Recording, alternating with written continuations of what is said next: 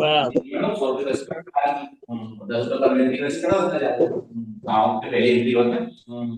अच्छी आ जाए। चल दिया अभी तो नहीं काटा, मतलब काटा था नियम है मेन गेट पे लोगों लोकल वाले रिश्तेदारी बता जाता है, हम घूमने नहीं जा रहा है तो वो फलाने यहाँ जा रहा है, तो गाँव के चौकीदार पहचान जाता है। कुर्सी और की है अंकल जी। जल्दी कर लो। उन्नीस से आरंभ करो। नमो वापस तो बुद्धा- मैं आसलेन हो गया हाँ हाँ आरंभ। नहीं थे। नमो काउंट बुद्धा। आरंभ करो। समस्त आरबीएम सदस्य का स्वागत करती हूँ। मनीषा। मैं आप जी तो मैं भी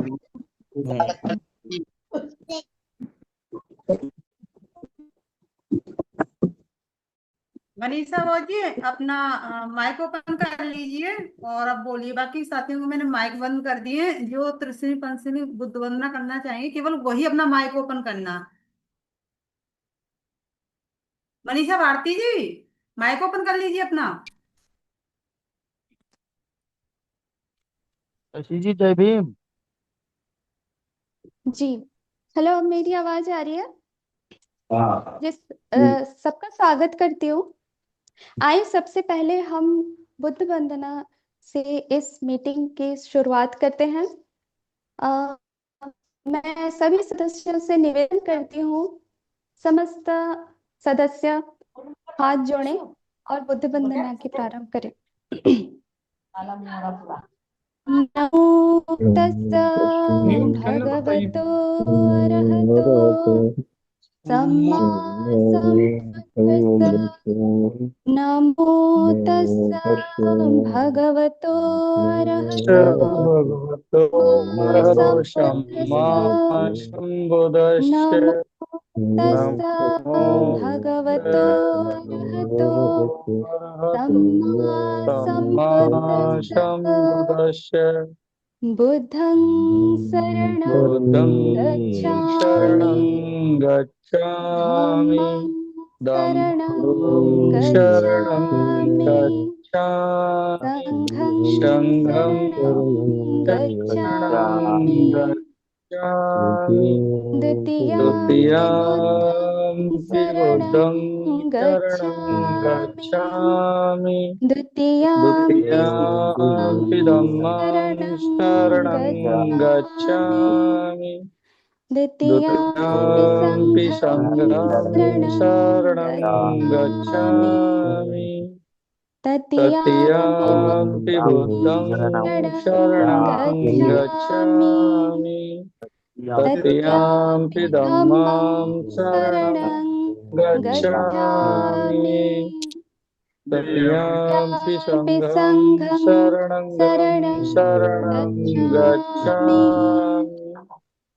पाणातिपाता पात वीरमणि वीरमणि शिखापदं शिखापदं समादयामि समादयामि अदीन्यदाना अदन्ताना वीरमणि वीरमणि शिखापदं शिखापदं समादयामि समादयामि कामेषु कामेषु मिच्छाचारा मिच्छाचारा वीरमणि वीरमणि शिखापदं शिखापदं समादयामि समादयामि मुषावादा मुसावादा वीरमणि वीरमणि शिखापदं शिखापदं समादयामि समादयामि सुरामेरयमज सुरामेरमज पमादठना पमादठाना वीरमणि वीरमणि शिखापदं शिखापदं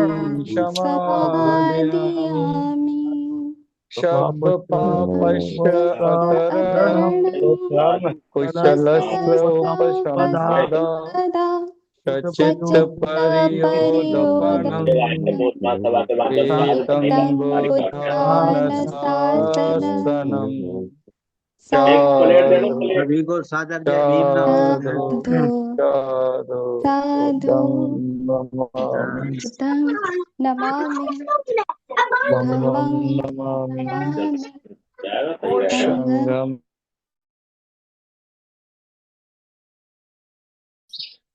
आदरणीय सभी को जय भीम नमो बुद्धाय।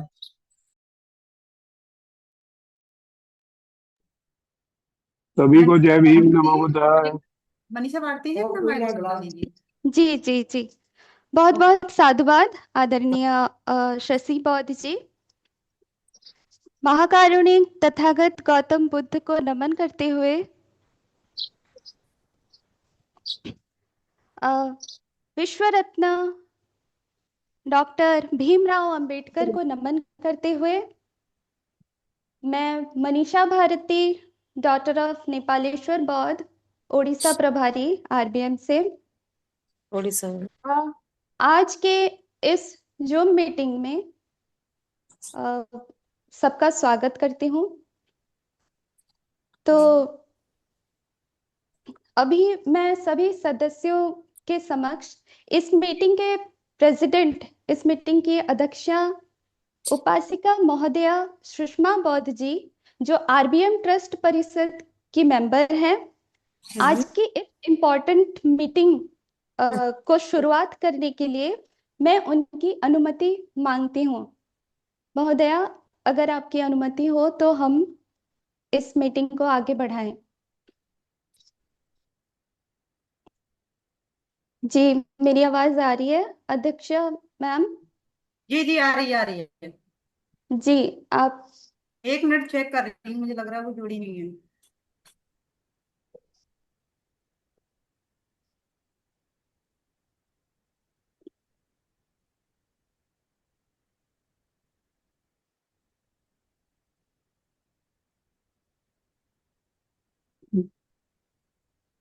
आज की मुख्य अतिथि उपासका निर्जरा विनोद पिपरी जी जुड़ी हुई हैं। आप जब तक उनसे अनुमति ले लीजिए, मैं फोन लगा रही हूँ उनको, है ना? जी जी, क्योंकि हमारे समक्ष हमारी अध्यक्ष मैडम जुड़ी नहीं है, तो हमारी मुख्य अतिथि है निर्जरा निर्जरा पिपरे जी को मैं निवेदन करती हूँ कि अपना अनुमति मुझे प्रदान करें ताकि मैं इस मीटिंग को आगे लेके जाऊं। मैडम जी, अपना माइक अनम्यूट करें और कहें।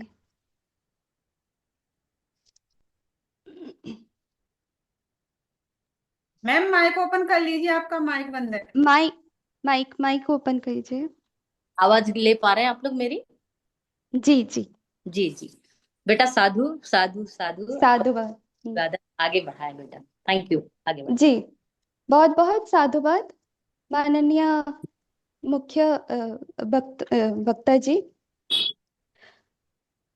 तो शुरुआत करने से पहले एक डिस्क्लेमर है, ये मेरी पहली जूम मीटिंग संचालन कर रही हूँ, तो अगर मुझसे कोई गलती होती है, मुझसे कोई चूक होती है, तो मुझे क्षमा करिएगा तथा मुझे गाइड करिएगा। साथियों, अगर डॉक्टर भीमराव अंबेडकर, हमारे प्यारे बाबा साहेब, भारतीय संविधान ना लिखते तो महिलाओं की स्थिति काफी बुरी होती। इसका कारण है बाबा साहेब ने महिलाओं के अधिकार और समानता के लिए बुनियादी और क्रांतिकारी प्रावधान भारतीय संविधान में शामिल कराए हैं, जिसने भारतीय समाज की दिशा ही बदल डाली है। एवं बाबा साहेब की इसी कारवां को आगे ले जाते हुए हमारी राष्ट्रवाद महासभा के संस्थापक धीमान धर्म प्रकाश भारतीय जी को हमेशा आभारी रहेंगे कि उन्होंने एक ऐसी संस्था तैयार करी और हमें जुड़ने का मौका दिया। लेकिन संस्था में वुमेन रिप्रेजेंटेशन की कमी की वजह से, जो हमारे महिला भागीदारी है उसकी कमी की वजह से, आज की टॉपिक है राष्ट्रीय बौद्ध महासभा महिला विंग्स को तैयार करने हेतु पर चर्चा करेंगे। तो हम अपनी पहली स्पीकर को हमारे समक्ष बुलाएंगे। वो स्ट्रांग हैं, एनर्जेटिक हैं और सोशल मीडिया में भी अपनी बातों को खुल के रखती हैं। So let's welcome our first speaker from Odisha, Shrimati Luji Baudh ji. आपका स्वागत है। कृपया अनम्यूट करें और अपनी वक्तव्य रखें। लुजी बौद्ध जी, अनम्यूट करें और अपनी वक्तव्य रखें।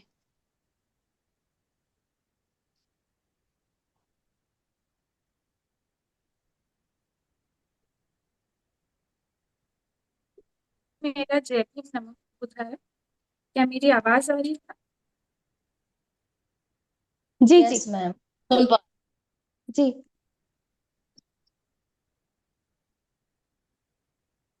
तथागत महाकरुणिक बुद्ध को, डॉक्टर बाबा साहेब अम्बेडकर को तथा हमारे समाज में जन्मे सारे महापुरुषों को नमन करते हुए मैं आज का ये अपना वक्तव्य रखने जा रही हूँ।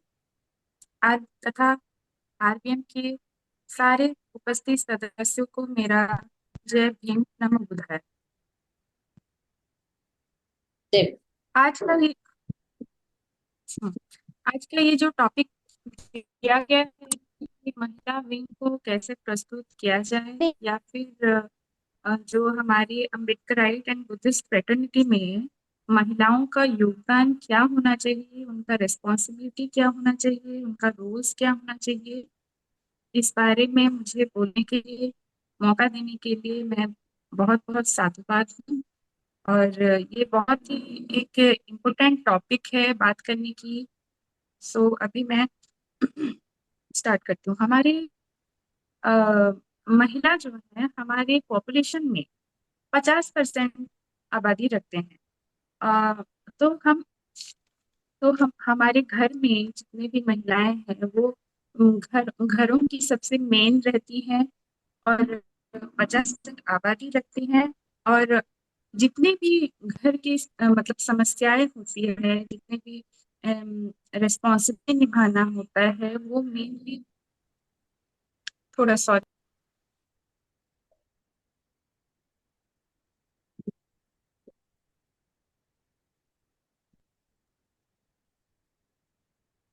शायद कोई प्रॉब्लम हुई है, उन्होंने म्यूट कर रखा है। लुजी बौद्ध जी। सॉरी सॉरी एक डिस्टर्बेंस हो रही थी। जी तो महिला 50% आबादी रखती है, तो हमें सिर्फ पुरुषों पे सोली डिपेंड करने से नहीं होगा कि समाज का काम, हमारे मिशन का काम आगे बढ़ा जा सकता है। हमारी जो 50% महिलाओं का भागीदारी बहुत कम है हमारे, इसलिए हम आगे नहीं बढ़ पा रहे हैं। तो हमें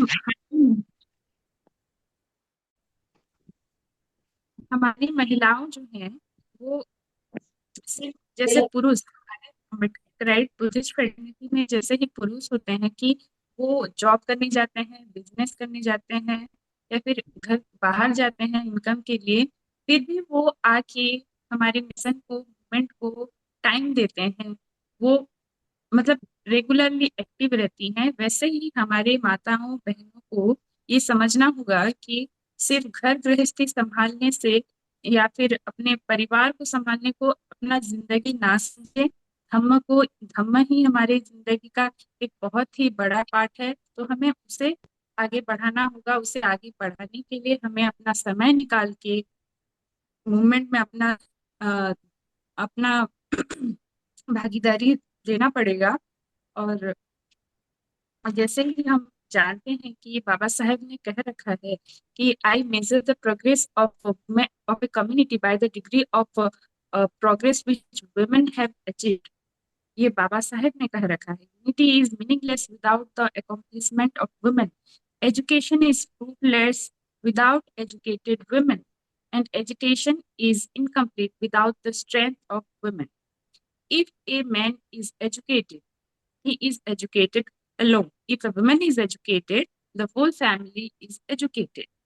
The duty of a Buddhist is not merely to be a good Buddhist. His duty is to spread Buddhism. They must believe that to spread Buddhism is to serve mankind. बाबा साहेब ने कह रखा है कि अगर महिलाएं हमारे मिशन में आती हैं तो हमारे जो जो भी हमारे काम हो रहे हैं, तो हम 4 गुना टाइम लगा रहे हैं, वो हमारे 1/4 टाइम में हो सकती है। अगर 4 घंटे में हो रहे हैं तो वो हमारे 1 घंटे में हो सकती है, क्योंकि हम अपने 50% आबादी महिलाओं को पीछे छोड़ रहे हैं।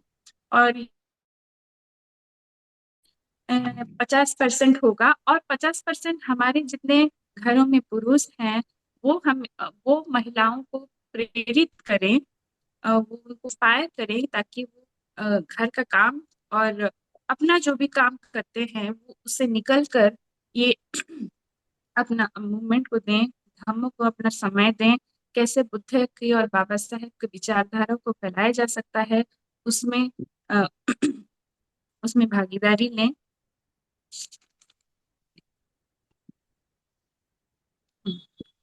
हमारी हमारे देश में बुद्धिस्ट का जो पॉपुलेशन है वो बहुत ही माइक्रो माइनॉरिटी में जाती है। ये तो हम जानते हैं, नॉट इवन माइनॉरिटी, ये माइक्रो माइनॉरिटी में जाती है।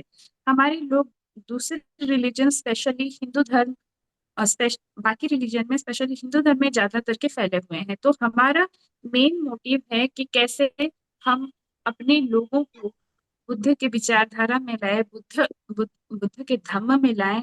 हम आजकल देख रहे हैं कि जो बौद्ध गया में हमारा मंदिर को छीना जा रहा है सालों से, इतना महीनों से हम आंदोलन चला रहे हैं, फिर भी हमारा कुछ कुछ पॉजिटिव एस्पेक्ट नहीं दिख रहा है, क्योंकि हमारी जो पॉपुलेशन है वो बहुत ही माइनॉरिटी में जाती है, इवन माइक्रो माइनॉरिटी में जाती है। इसीलिए हमें अपने महिलाओं को आगे लेना पड़ेगा, और महिला आगे आने से ही वो जो 50% है वो 100% होंगे, और हमारे बुद्धिस्ट विचारधारा धम्म बहुत अच्छे से फैलेंगे।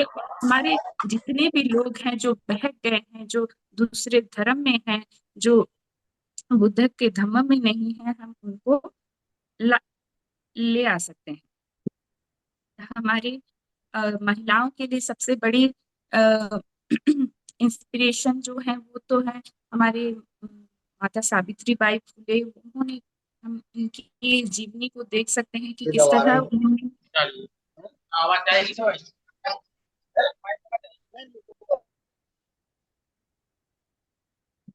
माता सावित्री बाई फुले की जीवनी देख सकते हैं, किस तरह उन्होंने इतनी छोटी सी उम्र में शादी करके, इतनी छोटी सी उम्र में पढ़ाई लिखाई करके ज्योतिबा फुले से उन्होंने समाज के विपरीत जाके उन्होंने लड़ा था, और कितने महिलाओं को तथा बच्चियों को शिक्षा दिया था, न जाने कितने काम किए थे, सामाजिक काम किए थे। तो उसे हमें समझना होगा। वो हमारी जिंदगी की एक बुद्धिस्ट बुद्धिस्ट फीमेल होने के नतीजे वो हमारी जिंदगी की सबसे बड़ी इंस्पिरेशन होनी चाहिए। तथा माता रमाबाई ना होती तो शायद बाबा साहेब डॉक्टर अंबेडकर बन ना पाते। तो माता रमाबाई ने भी बहुत सारे संघर्ष किए हैं, बहुत बलिदान दिए हैं, सेक्रीफाइस किए हैं, तथा बाबा साहेब को साथ मिल के उन्होंने ज्ञान लिया है, तथा समाज को हमारे मिशन में भी बहुत योगदान दिया है। जैसे कि उस समय में माता Ramai all India schedule caste federation of women in India की प्रेसिडेंट रह चुकी हैं। तो इस तरह से हम देख सकते हैं कि हमारे समाज में ही हमारी माताएं कितनी इंस्पिरेशनल काम करती थी। हम अगर बाबा साहेब को बनाने में माता रमाबाई का हाथ है, वैसे ही सावित्री बाई को माता सावित्री बाई बनाने में वैसे ही ज्योतिबा फुले का हाथ है। वैसे ही हम ये कंपैरिजन कर सकते हैं इससे कि 50-50% हमेशा पुरुष भागीदारी, महिला भागीदारी का रहना चाहिए। तभी हमारा जो धर्म है, हमारी सामाजिक काम है, जो बुद्ध का ट्रिनिटी है वो। और एक एग्जाम्पल हम ले सकते हैं, हमारे बुद्धिस्ट कल्चर में, हमारे बुद्धिस्ट इतिहास में बहुत सारे क्वींस रह चुकी हैं, जैसे कि हमारे खुद तथागत बुद्ध की माता, जो माता प्रजापति गौतमी हो चुकी, उनकी माता हो अ, अ, रह चुके हैं। उन्होंने भी संघ में आने के संघ में बुद्ध से इंस्पायर होकर संघ में आने का निर्णय लिया, और वो 50 महिलाओं को गैदर की, और 50 महिलाएं उस समय मुंडन करवाई थी और संघ में बुद्ध के शरण में आई थी। इस तरह बहुत सारी महिलाओं से हम प्रेरणा ले सकते हैं।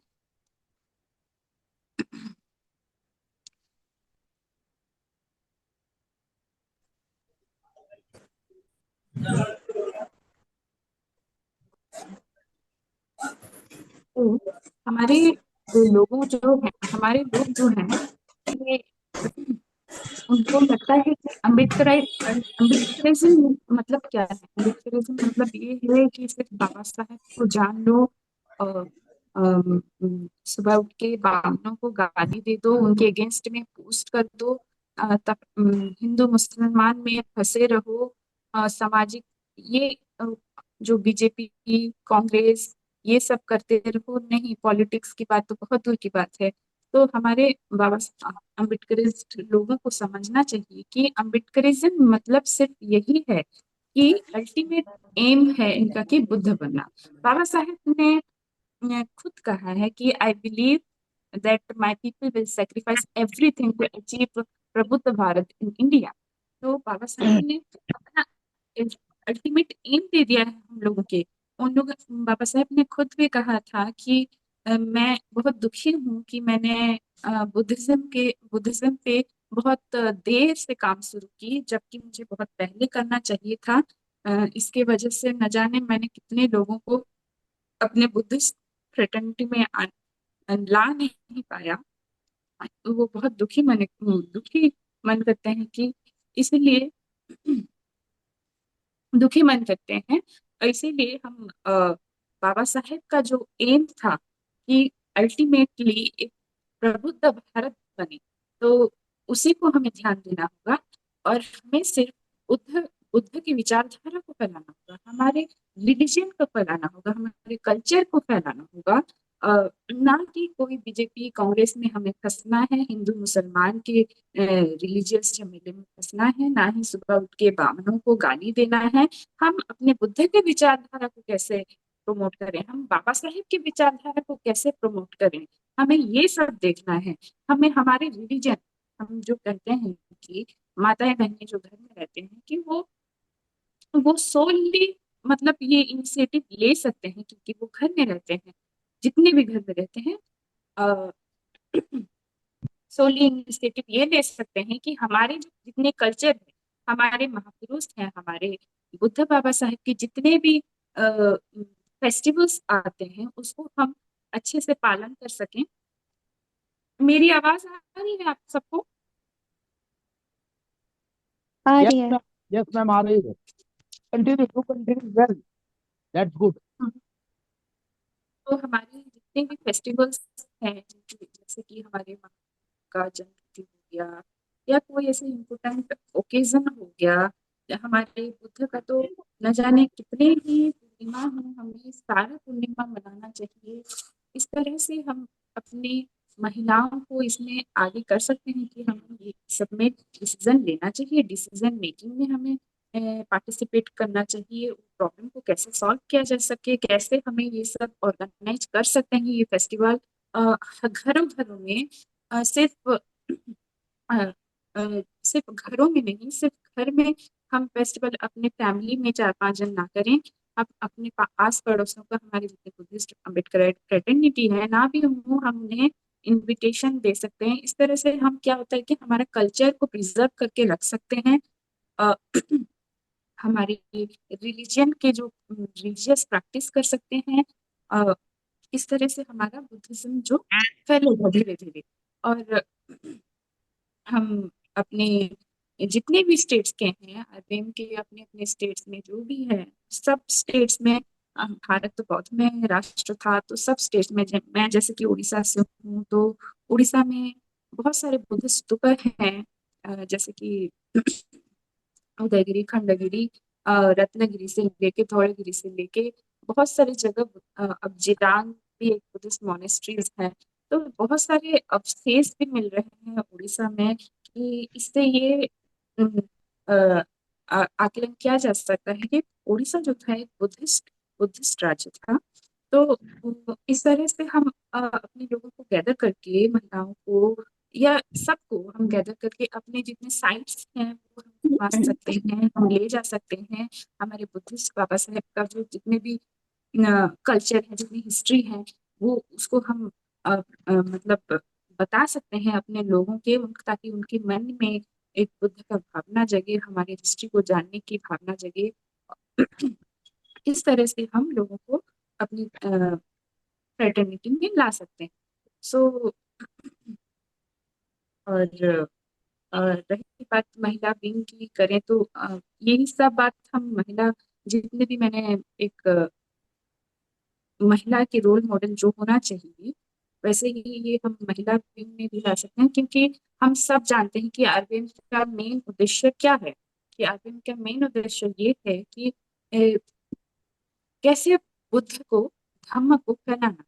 देश में बहुत सारे अम्बेडकराइट बुद्धिस्ट संगठन हैं, लेकिन हमें सिर्फ आरबीएम से जुड़ने का मतलब यही है कि बाकी सब जो है वो बाबा साहेब के अल्टीमेट जो विचारधारा है वो उसको प्रोत्साहित मतलब आगे बढ़ाने में उतना काम नहीं कर रहे हैं, या फिर मतलब छल कर रहे हैं। लेकिन आरबीएम जो है उस बाबा साहेब के अल्टीमेट विचारधारा को आगे लेने के लिए तत्पर है।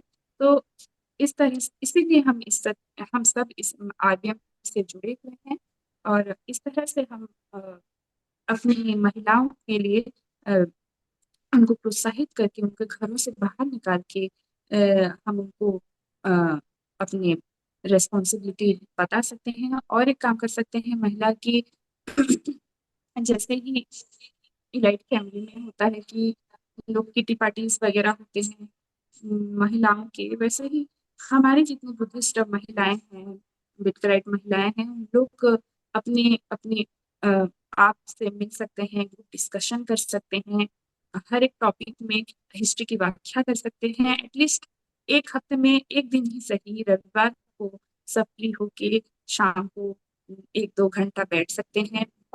तथा नाटक जितने भी हमारे हैं कि हम सबको रोल्स दे सकते हैं कि आप ये बनना, आप ये बनना, इस तरह से हम एक नाटक प्रोग्राम कर सकते हैं। ये करने से हमारी जो महिलाएं हैं उनके अंदर जो कॉन्फिडेंस है वो आगे बढ़ेगी अच्छी तरह से, और वो समाज में, पब्लिक में, फैमिली में हर तरह से उन लोग कॉन्फिडेंट होंगे और अपने विचारधारा को खुलेआम व्यक्त कर सकते हैं। और सो इस तरह से हम आरबीएम की महिला विंग भी तैयार कर सकते हैं। और हमें तो पता है आरबीएम क्या है, और इस तरह से जो ही पुरुष करते हैं वही महिलाओं को भी करना है, बस उनको प्रेरणा देना चाहिए। मैं इतना कह के अपना वक्तव्य समाप्त करती हूँ। जय भीम, नमो बुद्धाय। सा सा सा साधु साधु साधु साधु। साधु साधु। साधु जी, साधु बहुत साधु। बहुत साधुवाद आदरणीय उपासिका लूजीपॉत जी। आपने बहुत सुंदर तरीके से अपनी बात रखी। आपने एजुकेशन के ऊपर कहा, आपने पेट्रियार्कल माइंडसेट के ऊपर कहा, और वुमेन रिप्रेजेंटेशन तथा उनकी रिस्पॉन्सिबिलिटी के ऊपर कहा। सही कहा आपने, बाबा साहेब अम्बेडकर ने हमको एक एक रास्ता दिखाया है बुद्धिज्म का। और वो इतने इतने पढ़े लिखे इंसान, वो व्यक्ति एक ऐसी पर्सनालिटी है कि उनको तो हम आंखें बंद करके भी फॉलो कर सकते हैं। और हमें ये पैट्रियार्कल माइंडसेट से निकलना पड़ेगा और अपनी घर में अपने घर के बहनों को, माताओं को और वाइफ्स को आगे बढ़ने के लिए हमको उनको इंस्पायर करना पड़ेगा। तथा हमारी जो जितनी भी वीरांगनाएं हैं बहुजन समाज में, जितनी भी उनकी हिस्ट्री है, उनके बारे में हमें उनको बताना पड़ेगा। और तो यही कहती हैं, आदरणीय लूजी बौद्ध जी, आपका बहुत बहुत साधुवाद। अभी मैं हमारी दूसरी वक्ता उपासिका संजू सुमन जी जो मध्य प्रदेश से आती हैं, मैं निवेदन करती हूँ मैडम अपना माइक अनम्यूट करें और अपनी वक्तव्य रखें। टॉपिक यही है, आरबीएम महिला विंग्स को कैसे तैयार करें। जी, मुझे सुन पा रहे हैं? मेरी आवाज आ रही है? जी मैडम, आप कंटिन्यू करें। इस सभी से मेरा नमो बुद्धाय जय। जय भीम, नमो बुद्धाय। अपनी बात रखने से पहले करुणा के सागर तथागत गौतम बुद्ध के चरणों में नमन। बहुजन समाज में जन्मे सभी संत महापुरुषों के चरणों में नमन। नारी उद्धारक, समाज सुधारक एवं बोधिसत्व संविधान निर्माता बाबा साहेब भीमराव अम्बेडकर के चरणों में नमन। बहुजन समाज में जितनी महानायिकाएं वीरांगना है उनके चरणों में नमन। आज का टॉपिक है कि महिला विंग को हम धर्म में कैसे लाएं, कैसे जोड़ें। तो आज हम बहुत एक ऐतिहासिक कार्य के लिए एकत्रित हुए हैं। मेरा तो कहना है कि हमारे समाज में महिलाएं इतने अंधविश्वास में फंसी हुई हैं, उनको सही रास्ता कैसे दिखाया जाए। हम समाज में जो लीडर हैं, पढ़ी लिखी महिलाएं हैं, पढ़े लिखे जो समाज में पुरुष हैं, उन लोगों को दायित्व बनता है कि जो अंधविश्वास पाखंड उनके रहते हुए महिलाएं उसमें घुसी हुई हैं तो उनको निकालने की प्रेरणा करें। क्योंकि हमारे समाज में एक ऐसा सिस्टम खड़ा कर दिया गया है कि सदियों से उन्हें डराया गया है, धमकाया गया है। हर प्रकार का पाखंड, कुरीति, करवा चौथ, व्रत कुछ भी हो, सारे पाखंड महिलाओं पे ही थोपे गए हैं। तो वो उस चीज से बाहर नहीं निकल पा रही हैं। उनकी आस्था कहीं ना कहीं जुड़ी रहती है, इसलिए उनको हम लोगों को बहुत जरूरत है उन पे काम करने की कि वो कैसे निकले। और हमारा दायित्व सबसे ज्यादा ये बनता है कि हम गांव में जा जा करके जो महिलाओं के बीच में बैठना होगा, धम्म के बारे में बताना होगा, संघ के बारे में बताना होगा, महापुरुषों के बारे में बताना होगा कि हम जब जब तक पढ़ेंगे नहीं महापुरुषों के बारे में, उनके संघर्ष के बारे में कि उन्होंने क्या किया हम लोगों के लिए, कि हम लोग इस काल कोठी से बाहर आए, तब तक वो इस चीज से बाहर नहीं आ पाएंगी। तो मेरा सभी महिलाओं से निवेदन है कि हम लोगों को बहुत मेहनत करने की जरूरत है महिलाओं पे। जब तक महिलाएं जागरूकता नहीं आएगी महिलाओं में, तो हमारा कोई भी आंदोलन हो, कोई भी काम हो, अधूरा रहता है। क्योंकि सबसे पहले ज्ञान की मिसाल अपने घर से होती है। यदि अपना घर में ज्ञान नहीं है तो बच्चे अंधकार की ओर जाते हैं। आप बच्चे 8 घंटे स्कूल में रहते हैं और पूरा घंटा घर में बिताते हैं। सबसे पहले महिला शिक्षित होनी चाहिए, महिला जागरूक होनी चाहिए, महिला पाखंडी नहीं होनी चाहिए, अंधविश्वास नहीं होनी चाहिए। तभी अपना घर उद्धार होगा, तभी हमारा घर धम्म की ओर जाएगा, धम्म में विश्वास करेगा, तभी हम इससे निकल पाएंगे। तो हमारा कहना है कि गांव में जा जा करके छोटी सी मीटिंग रखें। और जैसे हिंदू रीत रिवाज में हिंदू में होता है कि कहीं भी जगह उनको मिलती है, वो लोगों का एक षड्यंत्र होता है, तो तुरंत वो मंदिर मस्जिद बना लेते हैं, कुछ भी रख देंगे, शंकर जी गणेश कुछ भी रख देंगे, तो अपनी महिलाएं वहां जाके भ्रमित हो जाती हैं, उसको मानने लगती हैं। तो हमारा दायित्व ये है कि सबसे पहले हम भी एक ऐसा करें, ऐसा सोचें कि उनको उनकी आस्था कहीं ना कहीं तो जुड़ी है, वो आस्था पे ज्यादा विश्वास करती। जब तक अपने चरण नहीं माथा टेक, जब तक उनको सुकून नहीं मिलता है। तो हमारा वो है कि हर अपने जिले में, गांव में एक छोटा सा बुद्ध विहार बनाने का काम करें। मुमकिन तो है मगर कठिन है, इस कार्य हो सकता है। यदि हो जाएगा तो महिलाएं वहां इकट्ठा बैठेंगी, इस चीज के धर्म के बारे में चर्चा होगी और अपने महापुरुषों के बारे में जब चर्चा होगी, पढ़ेंगी, जानेंगी, सुनेंगी, तो इस चीज से बाहर आएंगी और आगे ये धर्म का प्रचार भी करेंगी, आंदोलन को आगे भी करेंगी। मैं ज्यादा कुछ न कहती हूँ, यहीं पे अपनी वाणी को विराम करती हूँ। सभी को जय भीम, नमो बुद्धाय। साधु साधु साधु साधु साधु। बहुत सुंदर। उपासिका संजू सुमन जी, आपने बहुत कम समय में अपनी बातें रखी और बहुत वैल्यूएबल बात कही अंधविश्वास और पाखंडवाद के ऊपर। आपने सही कहा, घर घर जाके, गांव गांव जाके हमें महिलाओं को समझाना पड़ेगा। और एक बात यह है कि महिलाएं एजुकेशन पे ज़्यादा ध्यान देंगी तो उनका माइंड ओपननेस बढ़ेगा उनमें और माइंडसेट उनका परिवर्तन होगा, पाखंडवाद में ज़्यादा जाएंगी नहीं और रैशनल माइंड रखती है अगर महिलाएं एजुकेटेड होती हैं। तो हम आगे बढ़ते हुए हमारी तीसरी वक्ता उपासिका पुष्पा विवेक जी का स्वागत करते हैं, जो प्रदेश कार्यकारिणी सदस्य दिल्ली से हैं। मैं स्वागत करती हूँ उनका, उपासिका पुष्पा विवेक जी।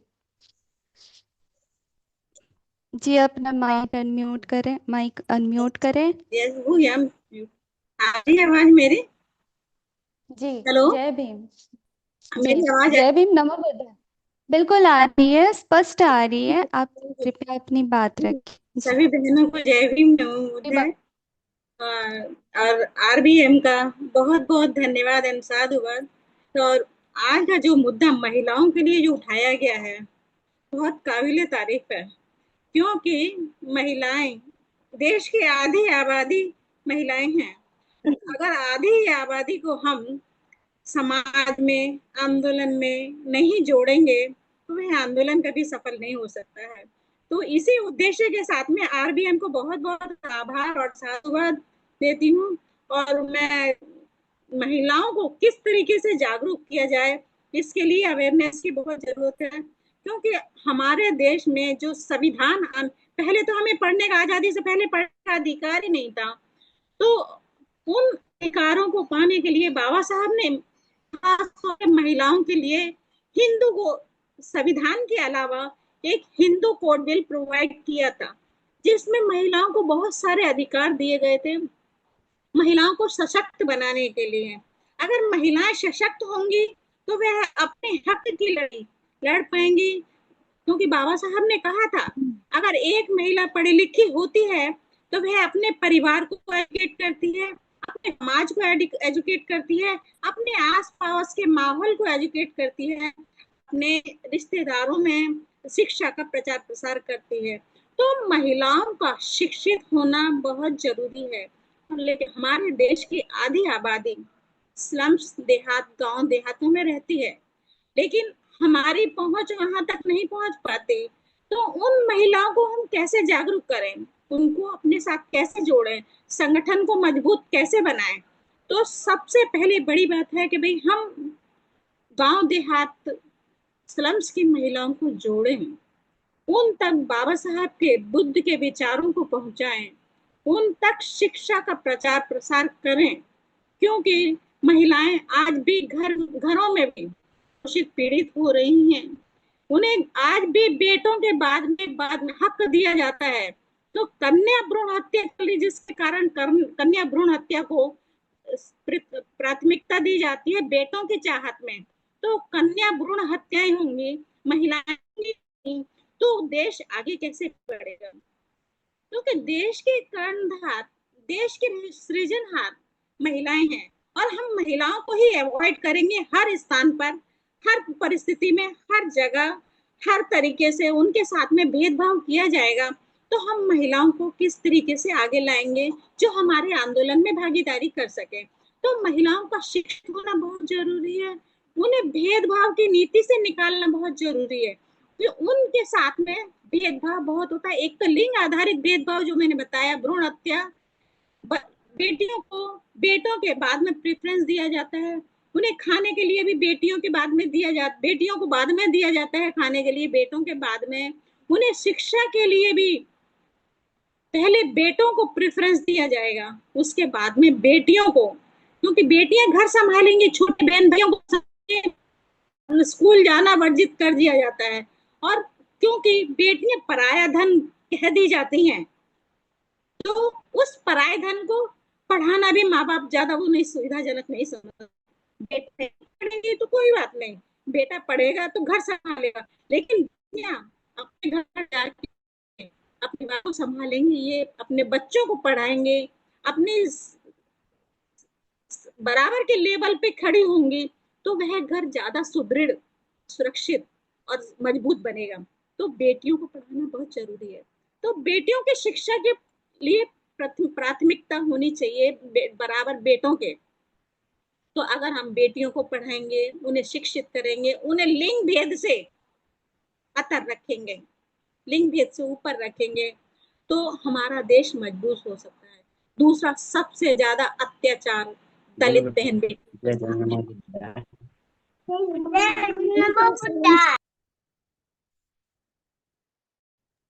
जी मैं कुछ कह रहे थे? नहीं, कंटिन्यू, बीच में माइक ओपन करिए। बाकी साथियों से मेरा विशेष करके निवेदन है कि अपना माइक ना ओपन करें बीच में। जी मैम कंटिन्यू।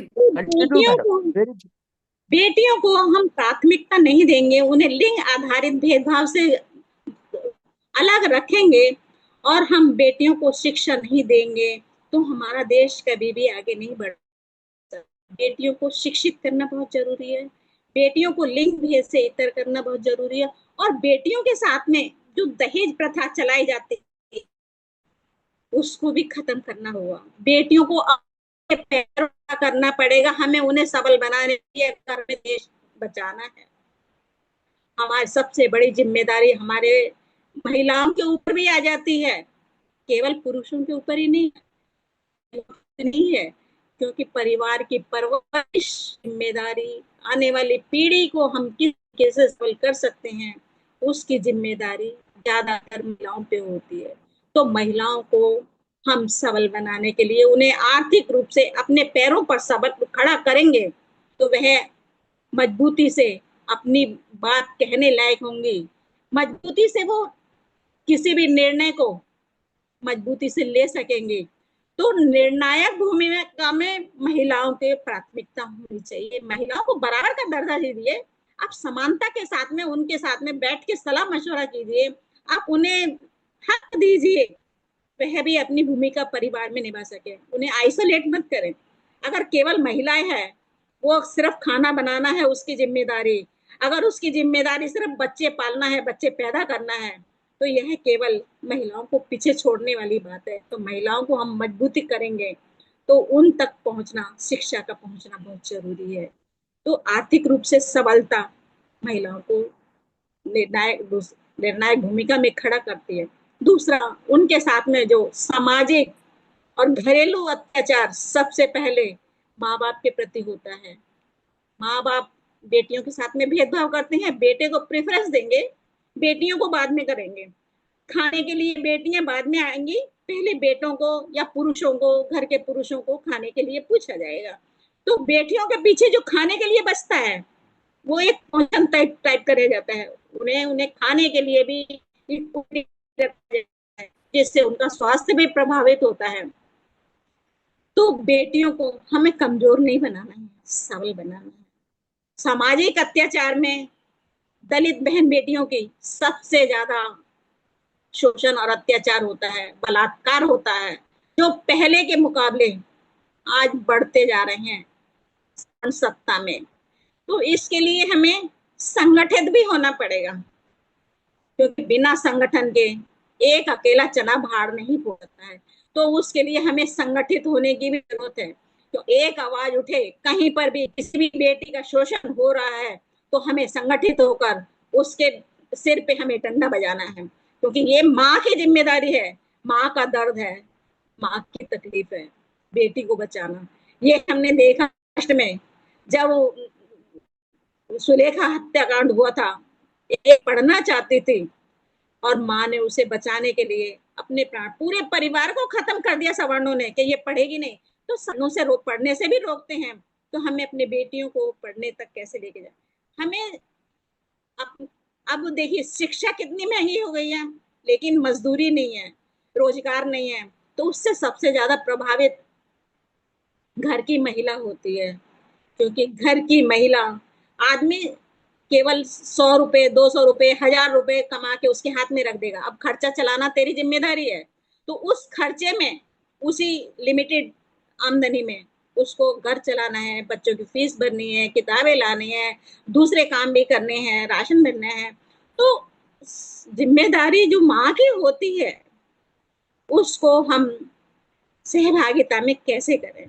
तो उस जिम्मेदारी को हम आर्थिक रूप से महिलाओं को पढ़ाकर, उनको नौकरी से लगाकर, उनको घरेलू, आप घरेलू काम,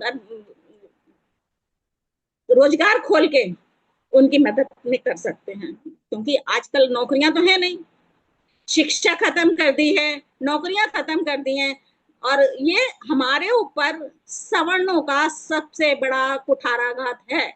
अगर इनको, क्योंकि जो पढ़ा लिखा व्यक्ति है, बाबा साहब के बाद में जो पढ़ गया वो आवाज उठाने लगा है, अब वो आवाज उठा रहा है, उस आवाज को बंद करने के लिए सवर्णों का ये सबसे बड़ा कुठाराघात हम पे किया गया है कि हमारी एजुकेशन बंद कर दें।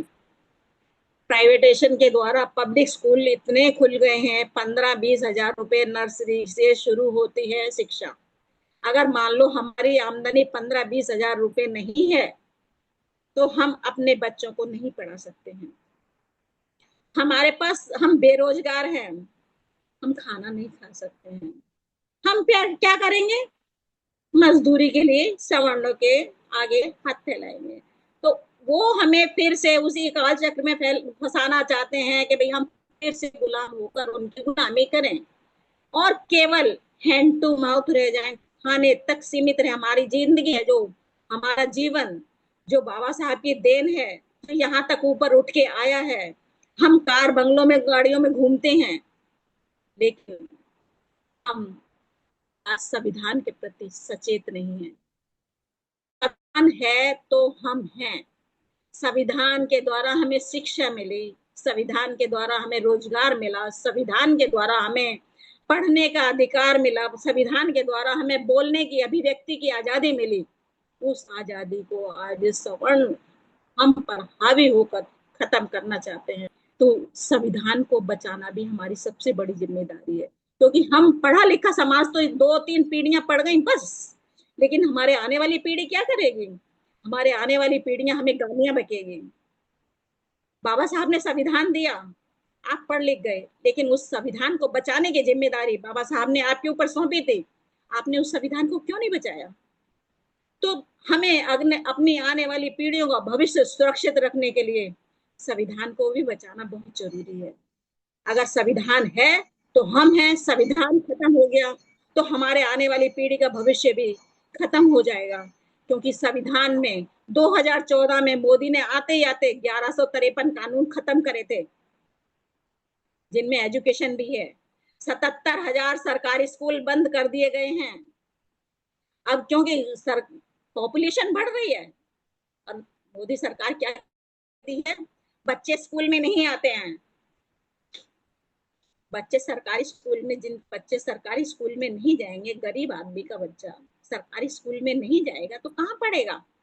तो मोदी सरकार कहती है बच्चे स्कूल में नहीं आते हैं, इसलिए हम स्कूल बंद कर रहे हैं और प्राइवेट स्कूल खोले जा रहे हैं।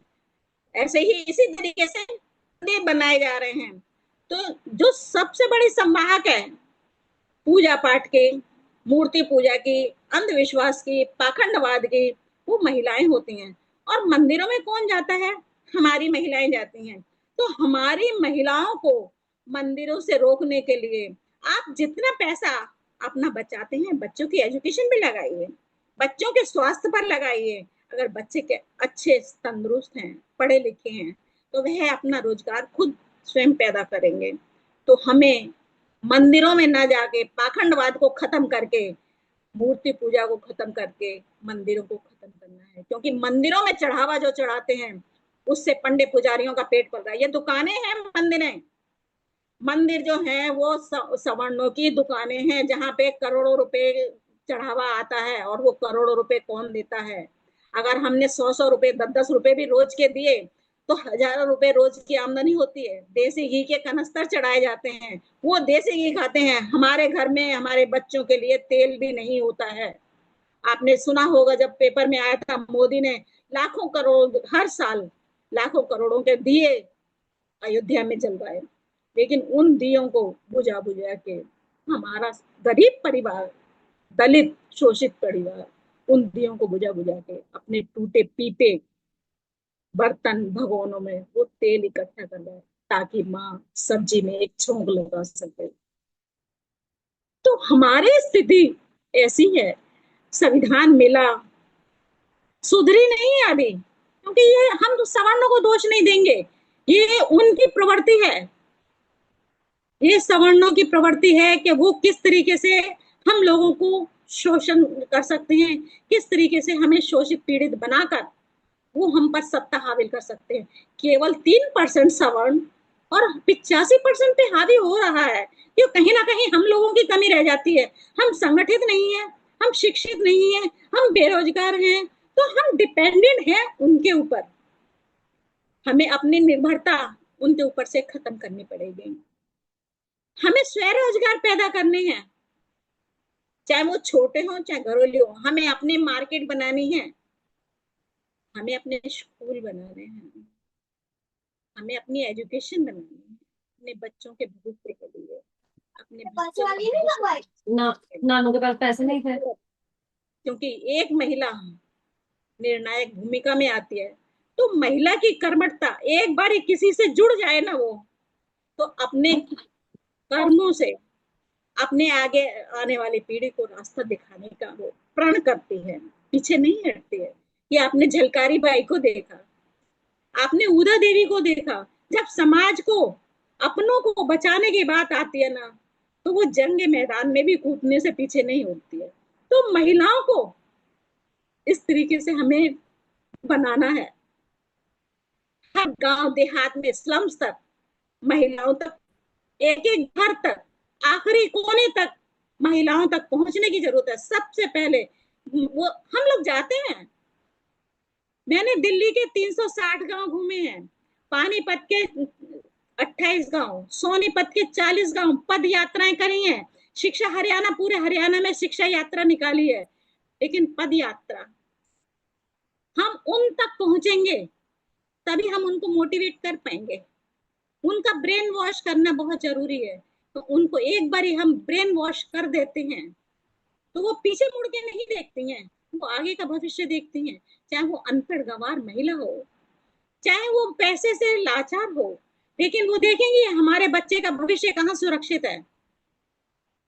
अगर वो 2 नंबर के काम में भी होंगे ना, तो वो बच्चा सीधा वहां जाता है, सवर्णों के पास जाता है, अपने में नहीं। हम उन्हें अच्छे संस्कार देंगे, अच्छी एजुकेशन देंगे, अच्छा पढ़ा लिखा देंगे, अपने स्वरोजगार होंगे, तो हमें दूसरों की निर्भरता खत्म हो जाएगी हमारे ऊपर से। तो हमें ऐसे समाज की चाहत है, समता मूलक समाज, जो बाबा साहब ने बोला था, समता मूलक समाज की चाहत है। हमें उसमें अपना कर्म देना है, तभी हम बाबा साहब के समाज, समता मूलक समाज को हम परिपक्व कर पाएंगे, तभी हम उन्हें बना पाएंगे बाबा साहब का समाज, तभी हम संविधान की रक्षा कर सकते हैं। हमें अपने समाज की महिलाओं को जागरूक करना बहुत जरूरी है उनसे, क्योंकि अभी वो इतना सबल नहीं है, क्योंकि महिलाएं परिवार में भी आर्थिक रूप से पुरुषों पर डिपेंड रहती हैं। पितृ सत्ता उन पर इतनी हावी रहती है कि घर से बाहर निकलने के लिए भी महिलाओं को पूछना पड़ता है। कपड़े पहनने की आजादी उनके लिए आज के जमाने में दिल्ली शहरों में तो जैसे ओपन हो गई है, वो भी दूसरे समाज के। हमारे समाज की महिलाएं तो घर से, दरवाजे से बाहर निकलने में भी सोचना पड़ता है, बाहर कौन सा दरिंदा बैठा होगा गली के किस कोने पे जो हमारी बहन बेटियों के साथ में अत्याचार ना कर दे। तो हमें उनकी सुरक्षा की भी चिंता रहती है। इस काबिल बना जिससे वो लड़ सके, अपनी सुरक्षा आप कर सकें, अपनी लड़ाई न्यायिक तौर पे न्याय के सामने, क्योंकि आज ना तो न्याय हमारा है, ना रोजगार हमारे हैं, ना शिक्षा हमारी है, ना हमारे पास में और कोई संसाधन है।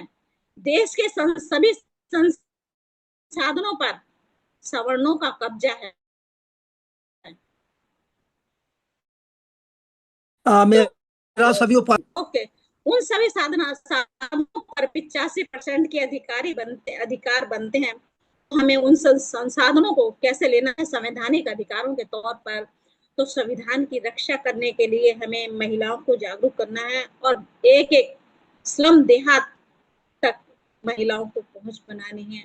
इन्हीं शब्दों के साथ में आपने मुझे समय दिया, मुझे सुना। थैंक यू, धन्यवाद। जय भीम, नमो बुद्धाय।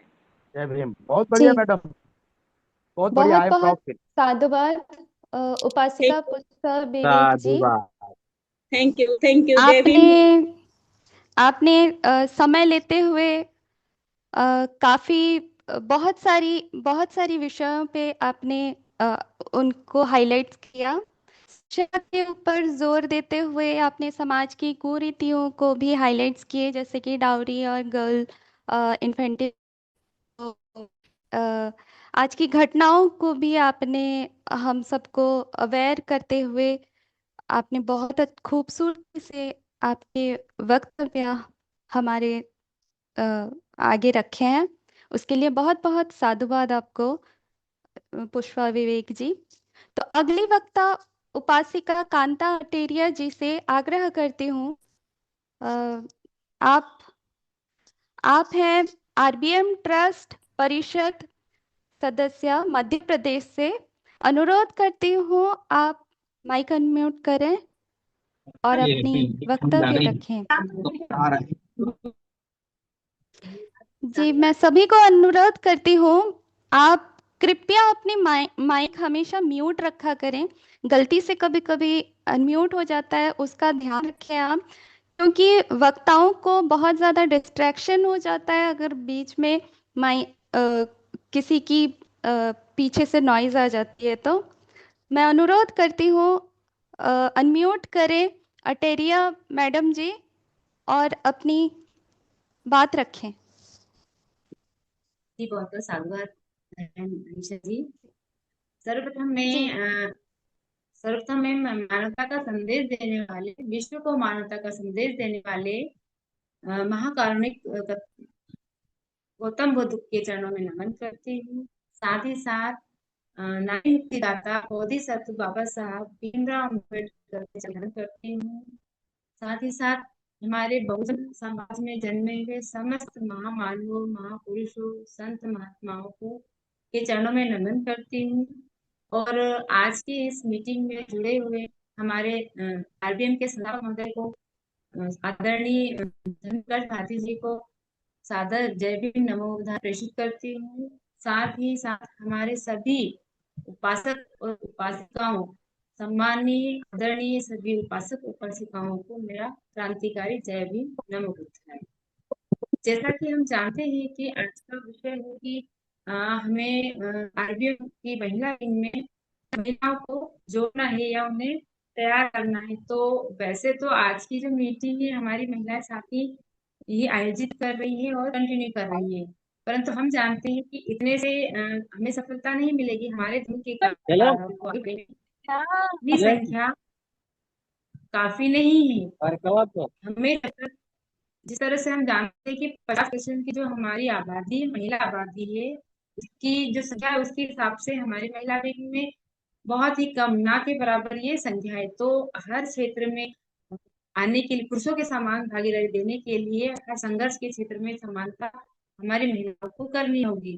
तो इसी विषय में कुछ बात मैं रखना चाहूंगी कि अभी पिछले सत्र, मतलब अभी जो सत्र गया है अप्रैल माह में, हमारे यहाँ एक 14 अप्रैल को बाबा साहब की जयंती के लिए हमने एक कार्यक्रम रखा था और रैली रखी थी, और उसमें महिलाओं को जोड़ने के लिए या उनको बुलाने के लिए, सामने के लिए कहा गया था।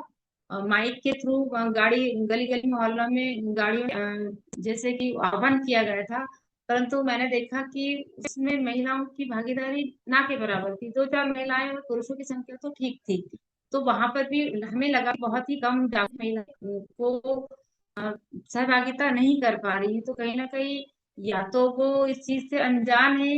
हालांकि हर घर में हमारे बाबा साहब की जो छवि है, जो बातें हैं, वो होती है, लेकिन फिर भी उनका योगदान नहीं हो पाता है, तो कहीं ना कहीं उन्हें जानकारी का अभाव है और वो शामिल नहीं हो पाती। तो इसके लिए हमें प्रयास करना पड़ेगा। इसके लिए मैं अपने कुछ बिंदु रख रही हूँ, जैसे कि हमें पहले ही तो महिलाओं से मिलकर प्रचार प्रसार करना पड़ेगा। प्रचार प्रसार करने के लिए जैसे कि हम मानते हैं कि हिंदू धर्म में से कोई कार्यक्रम आयोजित होना होता है, किसी कथावाचक की कथा होनी होती है, तो वो क्या करते हैं, बड़े बड़े पोस्टर, बड़े बड़े पर्चे या माइक के थ्रू इन चीजों का आह्वान करते हैं। जैसे अभी अभी कल हमारे यहाँ, जैसे हम जानते हैं कि सावन महीने में ये जो शिव शंकर जी की आरती करना और उनकी सवारी निकालना, इस तरह के कार्यक्रम करते हैं, तो वो अभी 8 दिन पहले से ही गली मोहल्लों में घूम घूम कर आह्वान करते हैं। तो हम जानते हैं कि ऐसा तो कुछ ना करें, लेकिन गुप्त तरीके से ही सही छोटे छोटे आयोजन करें, महिलाओं को उसमें शामिल करें और उनसे मिलकर उनको बताएं, उनको जानकारी दें कि आपको हमें अपने इस समूह में शामिल होना है, और उन्हें बताना पड़ेगा कि कैसे जो हिंदू धर्म है उसमें कैसे महिलाओं की जो स्थिति है, पूर्व में क्या थी, अभी क्या है, कैसे हमारे को मतलब सुधार करना है। तो कहीं ना कहीं उनको वो माहौल देना पड़ेगा। और इसके अलावा महिलाओं को उनकी इच्छा अनुसार, मतलब उनसे समय लेकर, यदि वो कब वो समय देती है, कब वो मिलना चाहती है, ऐसा नहीं कि हम जबरदस्ती से उन्हें बुलाएं। मतलब उनसे एक फ्री माहौल देकर जाकर कि उनकी भावनाओं को समझकर कहें कि भाई आप बताइए कि हमें छोटे छोटे आयोजन करना है, या हमें अपने धर्म से संबंधित अम्बेडकर विचारों को प्रसारित करने के लिए आपसे बातें करना है। तो जैसे कि वो सब, हाँ शाम को या कल सबको समय मिलेगा, तो वो भी होंगी, तो उस हिसाब से हम उनके सामने ये बात रखें और उनको बुलाएं, और उनकी जरूरतों के इस विषय को ही ध्यान में हमें रखना पड़ेगा और फिर उसका पड़ेगा। और उनको विश्वास भी हमें दिलाना पड़ेगा, क्योंकि वो जो पाखंडवाद है, जो मनुवाद है, उसमें ऐसे फंसे हुए हैं कि निकलना थोड़ा मुश्किल उनको लग रहा है, लेकिन हमें, अगर हम कोशिश करते हैं तो हम उसमें सफल जरूर होंगे। तो उन्हें भी बताना होगा कि हम इस धर्म से ज्यादा, हमारा जो धर्म है वो उनका हितैषी है और उनके अधिकारों की रक्षा करता है। साथ ही साथ उनके लिए एक ऐसा माहौल भी तैयार करना पड़ेगा, मतलब जब उन्हें बुलाते हैं तो उन्हें इस तरह से आमंत्रित करना पड़ेगा, एक माहौल देना पड़ेगा कि वो लोग लगे कि शायद वो वहां पर एक सुरक्षित महसूस कर रही हैं, और जो माहौल उन्हें मिलेगा, जो स्थान उन्हें मिलेगा, वो उनके स्वागत योग्य होगा। तो ऐसा माहौल भी हमें उन्हें मिलने से पहले या हमें इस विषय पर चर्चा करने से पहले एक माहौल तैयार करना होगा। इसके साथ साथ महिलाओं को जागृत करने के लिए कुछ प्रयास जैसे करना होगा कि उन्हें बताना होगा कि मनोवादी विचारधारा में उन्हें कैसे समकक्ष माना जाता था, उन्हें कैसे पाखंड में से अलग होना है। मतलब ये कहो कि तो हमारा इतिहास क्या रहा है, पहले तो इतिहास ही बताना पड़ेगा कि भाई आपको तो कुछ स्वतंत्रता थी ही नहीं। जो हमारे बाबा साहब अम्बेडकर जी ने हमें संविधान में हमें कितने सारे अधिकार दिए, उसी के थ्रू आप खा पी रहे हो, अच्छा पहन पा रही हो, अच्छा घर से बाहर निकल पा रही हो, पढ़ पा रही हो, या नौकरियों में आ रही हो। तो जो नौकरियों में आ गई वो तो सही थे, हालांकि नौकरियों में आने के बाद भी बहुत सारी महिलाएं हमारे साथ शामिल नहीं है, हमें सहयोग नहीं देती है, वो पाखंडवाद में जुड़ी हुई है। मैं भी एक वर्किंग वुमेन हूँ, परंतु बहुत सारी हमें साथी महिलाएं मिलती है, तो वो इग्नोर करती है इन चीजों को, उनको भी कम छोटी मोटी बातें करते हैं, तो उन्हें लगता है जैसे हम कुछ गलत कह रहे हैं या उन्हें गलत रास्ते पे ले जा रहे हैं। तो हम लोगों को इन चीजों का या इन समस्याओं का सामना भी करना पड़ता है, लेकिन हमें आगे तो बढ़ना ही पड़ेगा।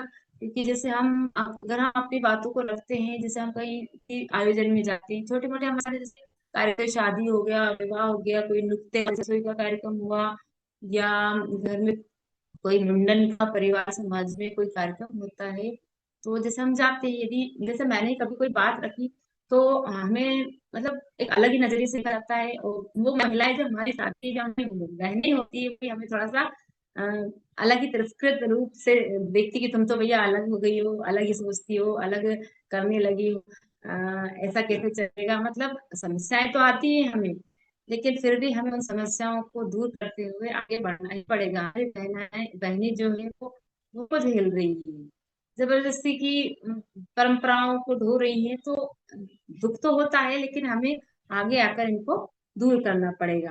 साथ ही साथ हमें एक ऐसा सकारात्मक दृष्टिकोण भी निकालना पड़ेगा, मतलब ऐसा कि हमारे महिलाओं को विश्वास दिलाना होगा कि कैसे बौद्ध धर्म में महिलाओं के लिए बहुत सारी जो सुविधाएं हैं, सकारात्मक दृष्टिकोण है, बराबरी का अधिकार मिला है, सम्मान मिलता है। उन्हें कोई पाबंदी में नहीं रहना पड़ता कि भाई आपको मांग का सिंदूर लगाना है, उसके बिना आपकी कोई पहचान नहीं होगी, आपको चूड़ी पहनना है, मंगलसूत्र पहनना है, इससे आपकी पहचान नहीं होगी। मतलब बहुत सारी कुरीतियां जो हिंदू धर्म में है और जो चली आ रही है, उनको नहीं ढोना पड़ेगा। उससे उससे आपकी पहचान नहीं हो, आप धर्म के कारवां में जुड़े रहो, ताकि आप एक संस्कारित समाज की, संस्कारित परिवार की, अपने बच्चों को, अपने घर के व्यक्तियों को, या जहाँ भी आप जाती है वहाँ एक ऐसा माहौल तैयार कर सकती है जहाँ आपको कुरीतियों से बंधन मुक्त रहना पड़ सकता है, या रहना पड़ेगा, या रहोगी आप। ऐसे करके हमें, मतलब जो पलसू समान जीवन वो पहले जीती थी, उससे आपको मुक्ति मिलेगी। दूसरा ये कि जैसे कि हम जानते हैं, अ, जो जो पहले की जो स्थितियां थी कि जैसे महिलाएं पढ़ ही नहीं पाती क्योंकि अधिकार ही नहीं था। जैसे हमारी जो सावित्रीबाई फुले माता थी, उन्होंने तो इस तरह से बहुत सारे प्रयास करे, वो स्वयं ने बहुत सारे तिरस्कार को और लोगों के अपमान के जो अपमान उन्होंने लोगों ने उनका जो किया उसको सहा है, परंतु वो अपने मार्ग से कभी हटी रही। तो ऐसा ही हम लोगों को भी मिलते हुए, लोगों का सुनते हुए आगे बढ़ते रहना है। इसके अतिरिक्त अगर हम चाहें तो एक और पहल हमने, जैसे अभी हमारे सीहोर जिले में एक पहल की है, शायद आप सबने की है, फिर भी हम बताना चाहते हैं कि जैसे हमने हर हफ्ते में एक सहभोज का आयोजन किया है, कि हफ्ते में या 4 दिन में, 3 दिन में, कभी भी मौका मिलता है तो हमारे समाज की महिलाएं, हमारे परिवार की महिलाएं मिलकर घर से भोजन बनाती है, और एक उचित स्थान पर देखकर किसी धर्मशाला में जो हमारे समाज का होता है, या जिले वाइज हम इकट्ठी होकर भोजन करते हैं। और उसके पहले हम बुद्ध वंदना करते हैं, अपने धर्म के विचारों को, धर्म के संबंधित विचारों को रखते हैं और अपनी बात रखते हैं, उनसे अपनी बातें रखवाते हैं, या पूछते हैं कि कहीं आपको कुछ भी ऐसी बातें जो आपको समझ नहीं आती है या आपको ठीक नहीं लगता, तो आप अपनी बात रखिए, ताकि हम अपने जो धर्म का कारवां है उसे आगे बढ़ा सके। तो इस तरह की थोड़ी सी पहल हम सबको करना है। और वैसे भी हमारे जो संस्थापक महोदय का कहना है कि हमें दिन रात 24 घंटे कार्य करना ही पड़ेगा, तब जाके हम लोगों को थोड़ी बहुत सफलता मिलेगी, और सफलता आगे जाके मिलेगी ही सही, क्योंकि मेहनत करने से ही सफलता मिलती है। और जो पाखंडवाद और जो मनोवाद हमारे आसपास, हमारे समाज में फैला हुआ है, महिला के को ज्यादा चलता है, तो उसे भी हमें थोड़ी दूरी मिलेगी, इससे हमें निजात मिलेगी।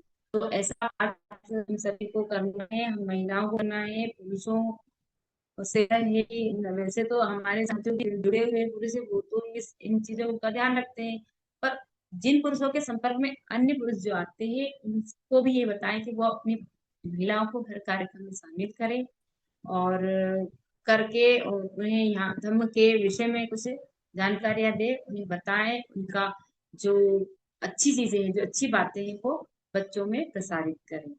तो ऐसा ही हम लोगों को प्रयास करते रहना है। इसी के साथ मैं अपनी वाणी को विराम देती हूँ। सभी को मेरा नमस्कार है। जय। जी, बहुत बहुत साधुवाद उपासिका कांता अटेरिया जी, आपने बहुत खूबसूरती से अपनी बात रखी। बिल्कुल सही बात करते हैं। महिलाओं को किसी भी मतलब घर से निकालना बहुत मुश्किल हो जाता है, क्योंकि शायद घर में भी उनके बहुत काम होते हैं। और अगर पुरुष भी महिलाओं को घर के कामों में भी, जैसे बाहर के कामों के लिए महिलाएं जाती हैं, वहाँ हर जगह इक्वली बांटा जाए तो शायद इतना मुश्किल ना हो। अ, तो बहुत बहुत साधुवाद उपासिका जी। तो अब हम इतने हेलो समय से जिनका इंतजार कर रहे थे, वो समय आ हेलो चुका मैडम, है। Hello Bharati madam please. जी, डॉक्टर डॉक्टर वर्षा हम कॉल करे। क्या बोल रहे हैं? माफ करिए, मुझे आपकी आवाज नहीं आ रही है। वर्षा वासनिक नागपुर महाराष्ट्र से, उनके लिए 2 मिनट दे दीजिए आप। मैं बताना चाहती हूँ मनीषा भारती हाँ, जी, जी जी इनका कहने का मतलब है उपासिका सुनंदा पाटिल जी किनवट नांदेड़ महाराष्ट्र से जुड़ी हुई हैं। तो ये उनको 2 मिनट का समय देते हैं, मतलब उनको जी जी सुनना चाहती हूँ। जी ठीक है, मैं जाओ दे। जी ठीक है, मैं बिगिनर हूँ। डॉक्टर सुनिंदा पाटिल जी को मैं आग्रह करूंगी, आप जो कहना चाहती हैं आप अपनी बात रखें और अपना परिचय दें, क्योंकि मैं सुनने में गलती कर दी हूँ।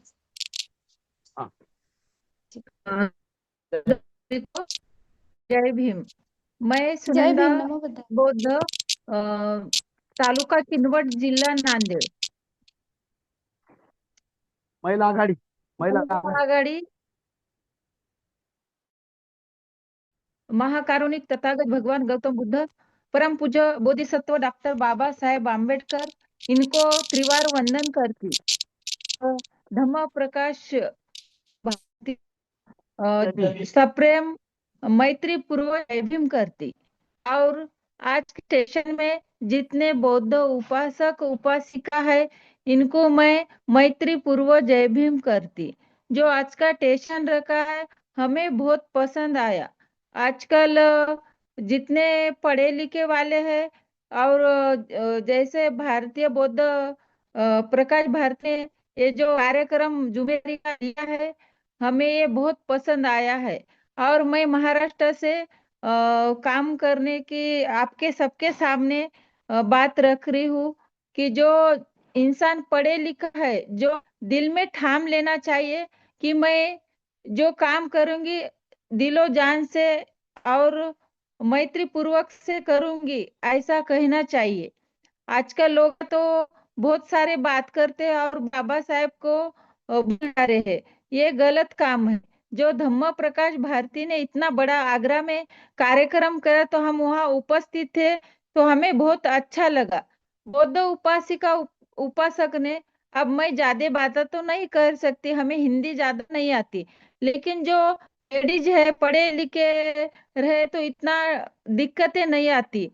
जैसा सावित्रीबाई फुले ने, माता रमाई ने, जितने भी अभी तक महिलाएं हुए, जो वीरांगना हुए, पढ़े लिखे आगे बढ़े, तो आज के स्टेशन में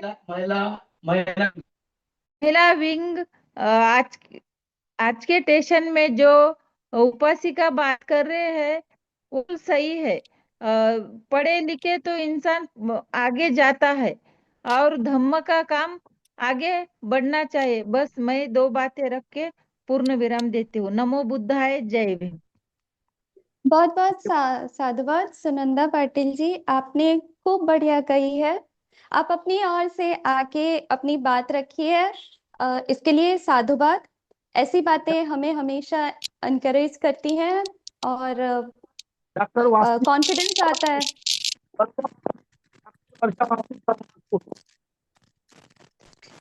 जी, अब हम आगे बढ़ते हैं, हमारी कार्यक्रम को आगे लेके चलते हैं। वर्षा और Wasnik from Nagpur, doctor Varsha Wasnik doctor साहब, आज जिन महिलाओं का नाम रखा गया है, आज उन्हीं को बुलाएंगे। दूसरी मीटिंग में हम फिर उनका नाम रखेंगे, वो दूसरी मीटिंग में फिर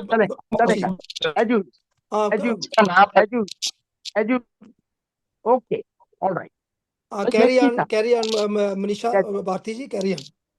जी जी, बहुत बहुत साधुवाद। वरना हम एक काम करेंगे, अगर हमारे पास समय होगा तो हम एंड में उनको बुलाएंगे। तो अभी हम आगे बढ़ते हैं और जिस समय का इंतजार था हमारे पास वो आ गया। अभी हम हमारी चीफ स्पीकर उपासिका निर्जरा विनोद पिपरे जी का स्वागत करते हैं। आरबीएम ट्रस्ट परिषद सदस्य नागपुर महाराष्ट्र से हैं।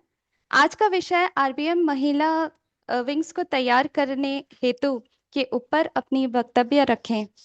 स्वागत है आपका पिपरे मैडम जी। आप सुन पा रहे हैं? जी जी सबको सादर स्वागत नमो है। बुद्धाय। नमो मैं बुद्धाय, अपने जय भीम। वक्तव्य प्रारंभ करने के पहले मेरे समस्त महापुरुषों और महा मेरी माताएं, उनके चरणों में श्रद्धा के सुमन अर्पित करते हुए, साथ ही आज इस कार्यक्रम का संचालन करते हुए मेरी प्यारी सी बेटी मनीषा भारती उड़ीसा, और आज के मुख्य वक्तागण जिसमें कांता जी अटारिया, अ, और पुष्पा विवेक जी, संजू सुमन जी, लूजी बौद्ध जी, आप सभी को मेरा सादर जय भीम, नमो बुद्धाय। और मेरे जो सुनने वाले मेरे भाई बहन, और अभी मुझे छोटे छोटे बच्चों की भी छवि दिखी है, आप सभी को मेरा सादर जय भीम, नमो बुद्धाय। सबसे पहले तो मैं ये कहूंगी कि मुझे इतने सालों में बड़ा अपार हर्ष हो रहा है, क्योंकि माननीय धर्म प्रकाश भारती जी का सपना था कि मेरी सुंदर बेटियां, पढ़ी लिखी बेटियां, इतनी गुणवान बेटियां वो आए और अपने वक्तव्य को रखे। उनका एक ऐसा ड्रीम होता था, और आज मैं देख रही हूँ संचालन कर रही मनीषा को, इतने प्यार से वो संचालन कर रही है और अपनी बात को रख रही है। लूसी बौद्ध को देखा मैंने, बहुत ही अच्छा एहसास आया, मैं मन ही मन काफी प्रसन्न हूँ। ठीक है, और बहुत ही अच्छा एहसास हो रहा है। चलिए अब बड़ी मुख्य बात जिसके ऊपर हम सभी लोग आज यहाँ बैठे हैं और हम अपने अपने विचार आप सभी के साथ शेयर किए, साझा किए हैं। हमारा आज का विषय है कि राष्ट्रीय बौद्ध महासभा में महिला विंग को तैयार करने की, यानी एक जिम्मेदारी है अब हम सभी लोगों की। जिम्मेदारी बड़ी भी है और अच्छी भी है, और सौभाग्य भी है हमारा कि हमें ऐसी जिम्मेदारी मिली है ना। देखा जाए तो जिम्मेदारी को मतलब एग्जीक्यूट करने के लिए साझेदारी की जरूरत पड़ती है ना। तो साझेदारी शुरू होती है एक महिला के उसके घर से शुरू होती है। तो पहली साझेदारी आती है पुरुष की स्त्री के साथ, मतलब स्त्री और पुरुष अगर दोनों साझा करते हैं तो स्त्री को वो समय मिल जाता है जिससे वो सामाजिक और धार्मिक और राजनीतिक कामों में अपना हस्तक्षेप कर सके। मैं धन्यवाद करती हूँ, ये मुझे समझने को मिला मेरे पूज्य पिता से, क्योंकि वो मेरी माता जी ज्यादा पढ़ी लिखी तो नहीं थी, लेकिन वो मेरी माता जी को आगे करके कि जो महिला संगठन बनाया करते थे और उसमें मेरी माता जी को आगे किया करते थे कि जाओ आप समाज की महिलाओं को एकत्रित करो। तो वो हम जब बहुत इनिशियल छोटी सी एज में थे तब हमने इस चीज को देखा। तो वहां से हमें समझ में आया कि महिला को अगर पुरुष साथ दे तो जिम्मेदारी की साझेदारी करे तो स्त्री में नेतृत्व कुशल क्षमता जागती है। और जो हमारा मुख्य विषय है, हमारा विषय है कि महिला विंग को कैसे तैयार करना। इसमें पहला जो बात है वो पुरुष और स्त्री की साझेदारी की बताया, है ना। जो जिम्मेवार पुरुष है, दूसरी बात, जो जिम्मेवार पुरुष है, जो साथ में पुरुष भाई लोग मेरे जो कांधे से कांधा मिलाकर मैं शुरुआती दौर से देख रही हूँ संगठन में लगे हुए हैं, मैं धन्यवाद करती हूँ उन सभी लोगों का। और मैं उनसे भी प्रार्थना करती हूँ, आग्रह करती हूँ कि वो भी अपने स्त्रियों, बहुओं, बेटियों को इस कार्यक्रम में सम्मिलित करते जाएं। इससे भी हमारा महिला विंग तैयार होगा। ये हमारी इनिशियल स्टेज की फाउंडेशन कह सकते हैं। इससे कार्य तो बाद में धीमन साहब मिलकर और सभी लोग मिलकर सब करेंगे, लेकिन फाउंडेशन कैसा खड़ा किया जाए, क्योंकि क्या कहते हैं ना कि बेसिकली शुरू होता है नीचे से, यानी फाउंडेशन खड़ा हो गया तो फिर उसके ऊपर कार्य परिणित होना आसान हो जाएगा। तो इस तरीके से जो पुरुष हैं अब वो भी साझेदारी करे, पुरुष है वो भी जो कार्यरत पुरुष है वो भी अपनी स्त्रियों को, बहुओं को, महिलाओं को सम्मिलित करे, इस संघ में लाए। तीसरी बात है कि इस संघ मीन्स हम जिसमें है राष्ट्रीय बौद्ध महासभा आरबीएम की आवश्यकता क्यों, ये मुझे लगता है कि हम सारे लोग जो जुड़े हुए हैं हम सभी की जिम्मेदारी है इसका एहसास करवाना अपने स्त्रियों को, बेटियों को, मोहल्ले में, बाकी जहां भी हम जहां रहते हैं, हमारा जो परिवेश होता है उसमें हमें आरबीएम की आवश्यकता पर फोकस डालना। आरबीएम हमारे लिए क्यों जरूरी है, आरबीएम के कार्य क्या है, आरबीएम की कार्य शैली क्या है, इससे अवगत करवाना हमारा काम है। जुड़ना, हम प्रेशर नहीं दे सकते, हम किसी तरीके से फोर्स से काम नहीं कर सकते। जैसे मेरी प्यारी बहनों ने अभी तक के इतना सुंदर उल्लेख करके बताया, उसमें उन्होंने विस्तार से इस बात को बताया, तो हम उनको अवगत करवाकर उन्हें समझा कर, आरबीएम के मीनिंग्स को बताकर, एहसास करवाकर हम अपने विंग को तैयार कर सकते हैं।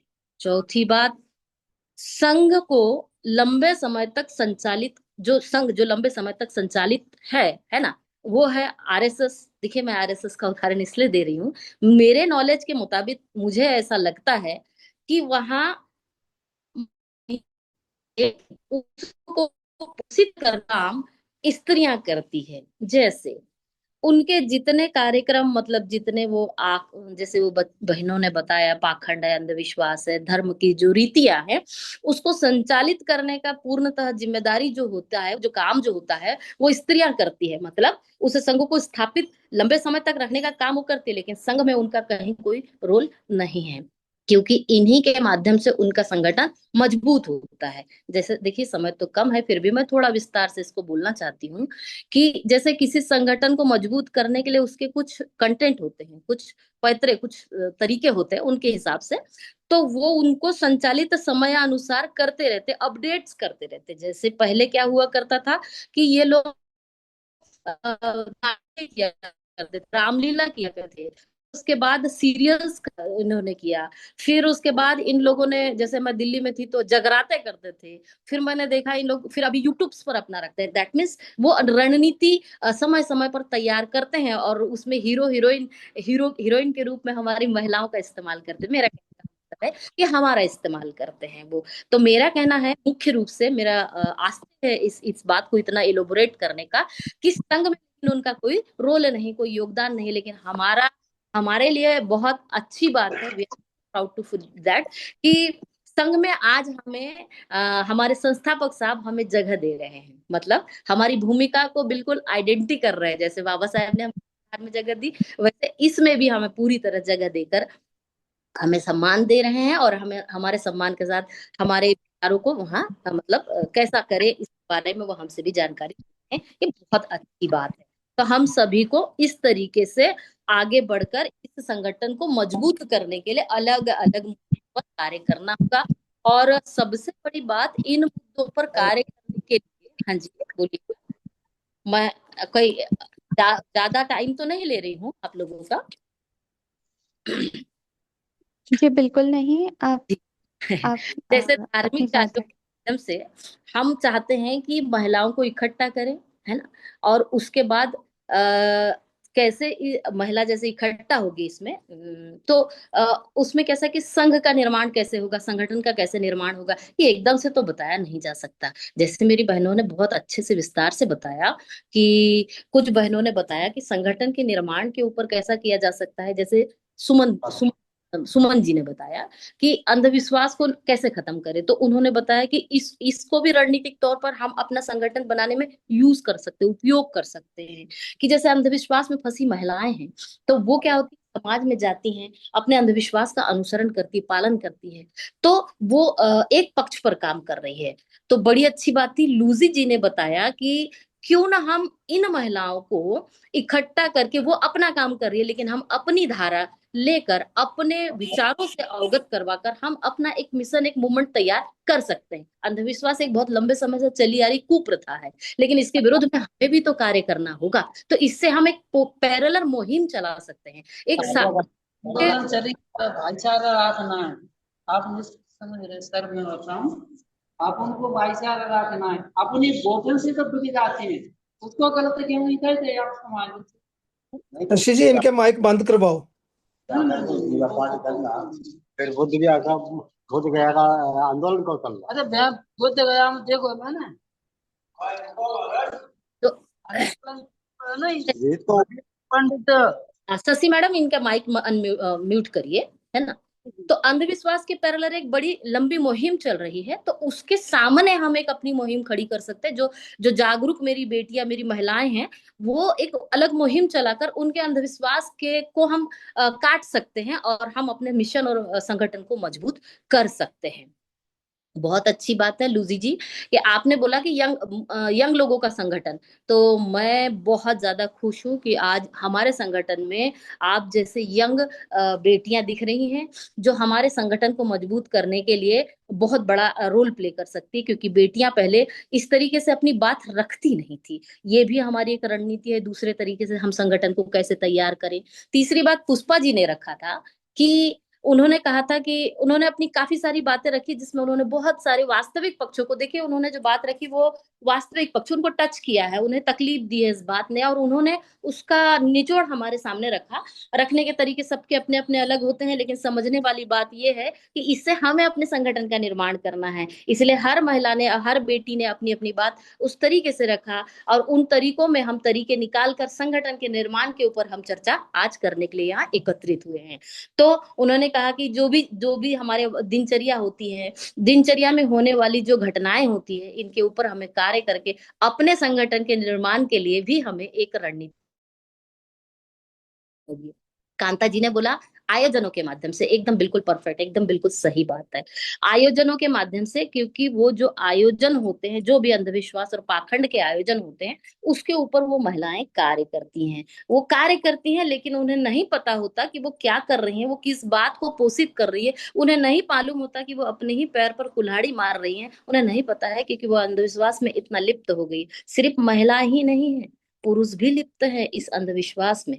हाँ, तो इनके माध्यम हम आयोजन कर सकते हैं। आयोजनों में उनके वैचारिक स्तर पर कुठाराघात करने की जरूरत नहीं है, उन्हें किसी किस्म की चोट देने की भी जरूरत नहीं है। लेकिन जब आप अपनी बात रखते हो और अपना व्यक्तित्व इतना कुशल और इतना सुंदर कर लेते हो, निश्चित तौर पर मेरे बच्चों मेरी बेटी मनीषा, वो अपने आप हमारी पर्सनालिटी में इतना बड़ा तब्दील, इतनी बड़ी क्रांति देखते हैं कि वो अपने आप आपसे प्रभावित होते हैं, आपसे बात करना चाहते हैं, आपके विचारों को जानना चाहते हैं। आपको किसी को कुछ बुरा या भला बोलने की या किसी के दिल को दुखाने की जरूरत कभी कहीं नहीं पड़ेगी। बुद्ध बोलते हैं ना, बुद्ध इतने सुंदर तरीके से संवाद करते थे कि बोलते ना कि ऐसे जहां से बुद्ध जाते थे तो लोग उनके पीछे पीछे पीछे पीछे चलते थे। तो बुद्ध कोई सुगंध तो छोड़ते नहीं थे, लेकिन बुद्ध में इतना वो निर्माण हो गया था, बुद्धि का निर्माण हो गया था। और बुद्ध ने एक बड़ी बात कही कि हर व्यक्ति में बुद्ध छुपा है, बस उसको वो निकाल ले, अत दीप भव, है ना, वो उसको निकाल ले। तो वैसे ही हम महिलाओं में, मुझे ऐसा लगता है, पुरुष भाई लोग नाराज मत होइएगा, लेकिन एक बात रखना चाहती हूँ कि इतना पोटेंशियल होता है कि पुरुषों की अपेक्षा स्त्रियों में ज्यादा पोटेंशियल पाया गया है। और इसके उदाहरण आप माता रमाई और माता सावित्री से तो आप जानते ही हैं, तो आप समझ सकते हैं इस बात को कि इतना बड़ा पोटेंशियल होता है। बस एक ही प्रॉब्लम होती है मेरे भाइयों, कि वो अपने पोटेंशियल को इलोबरेट नहीं करती, रखती नहीं, उसको एक्सप्लोर नहीं करती। तो मैं आप लोगों से नम्र निवेदन करती हूँ एक्सप्लोर करने के लिए एक छोटा प्लेटफॉर्म आप मुहैया करवाइए। देखिए उनका पोटेंशियल जब निकलेगा ना, तो आप गर्व से अपने आप को ऐसा महसूस करेंगे कि अरे मैं, देखो मेरी मेरी मेरी पत्नी, देखो मेरी बेटी, मेरी बहू बोल रही है। आप लोग इतना सुंदर एहसास करेंगे कि मैं आपको बता नहीं सकती, जैसे बाबा साहेब करते थे, ऐसा एहसास अंदर आएगा। तो मैं आप लोगों से भी नम्र निवेदन है कि आप लोग भी सहयोग करें हमारे विंग को मजबूत करने के लिए। और मैं अब पुनः फिर लास्ट सभी लोग कहूंगी कि देखिए समय अभाव है, काफी हमारा वक्तव्य हो चुका है। मेरे भाई लोग, मेरी बहनें, मेरी बहुएं भी हैं यहाँ पे, वो काफी समय दे चुकी हैं। तो हमारा जो मुख्य उद्देश्य था, राष्ट्रीय बौद्ध महासभा में महिला विंग को तैयार कैसे करना, उन मुद्दों पर मैंने विस्तार से, जितना समय है उसके मुताबिक मैंने आप लोगों से चर्चा की और आप लोगों के सामने कुछ पॉइंट्स, तथ्य रखे हैं। इसके मैं चाहती हूँ कि आप लोग मेरे साथ सहमति प्रदान करें और सहयोग भी देंगे इसको मजबूत करने के लिए। मैं आप सभी की आभारी हूँ, मैं धन्यवाद करती हूँ इस कार्यक्रम को आयोजित करने के लिए सभी भाइयों को, बहनों को और सभी लोगों को मेरा जय भीम, नमो बुद्धाय।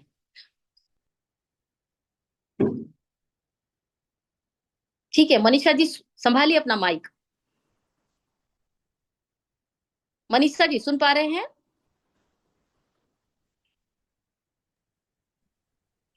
जी जी बहुत बहुत साधुवाद। हाँ बेटा। आपने निर्जरा विवेक जी, आपने बहुत सुंदर से व्याख्या किया, हर एक बातों को आपने छेड़ा और हमारी जितनी भी वक्ताएं थी उनकी बातें भी आपने एक ही बात पे कह दी। उसके लिए बहुत बहुत साधुवाद। और मैं कोई नहीं होती, एक आप की बातों को फिर कमेंट कर या फिर इसको विस्तार में बोलूं। मैं अभी अ, हमारे समक्ष मुख्य अतिथि उपासिका स्वाति सरदार जी स्वाति सरदार जी को मैं निवेदन करना चाहती हूँ। राष्ट्रीय सचिव प्रभारी वेस्ट बंगाल और झारखंड से हैं। मैं निवेदन करना चाहती हूँ वो आए और अपनी बात रखें। हम अपनी मीटिंग हमारा खत्म होने जा रहा है थोड़ी देर में। मैडम रखें। उपासका मनीषा भारती जी, उनका जी स्वास्थ्य खराब होने के कारण वो हॉस्पिटल में है, तो आप अध्यक्षता कर रही उपासका सुषमा बौद्ध जी को ले लीजिए ना, अध्यक्षता करवा दीजिए। ठीक है, फिर अध्यक्ष मैडम उपासिका सुषमा बौद्ध जी आरबीएम ट्रस्ट परिषद सदस्य हैं। मैं उनको हमारे समक्ष निवेदन करना चाहूंगी। आप कृपया आए, अनम्यूट करें और अपनी बात रखें।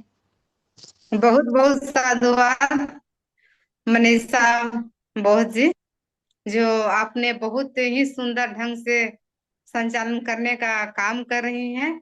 मैं आपके विचारों को मैं बहुत अपने तहे दिल से सैल्यूट करती हूँ, और मैं चाहूंगी कि आप ऐसा ही आने वाली नई पीढ़ी को आगे जोड़ते रहिए, ताकि हमारा राष्ट्रीय बौद्ध महासभा और आगे फले फूले। और मैं सर्वप्रथम तो आप समय हाथ जोड़ करके क्षमा प्रार्थी करती हूँ कि थोड़ा मेरा इस मीटिंग में जुड़ने में काफी विलम्ब हो चुका, लेकिन जैसे ही हमको याद था कि आज हमें जुड़ना है, लेकिन थोड़ा सा गृहस्थ आश्रम होने का कारण जो है आज संडे था, तो मेरे साहब बोले कि आज मैं घर पे रह रहा हूँ, इसलिए थोड़ा धान का जो है ना रोपनी लगा हुआ था, तो वहीं पे कुछ लेकर के खाना वगैरह चली गई थी, तो देर हो चुका है। तो मैं इसके लिए आप सबको से मैं निवेदन करती हूँ और क्षमा चाहती हूँ।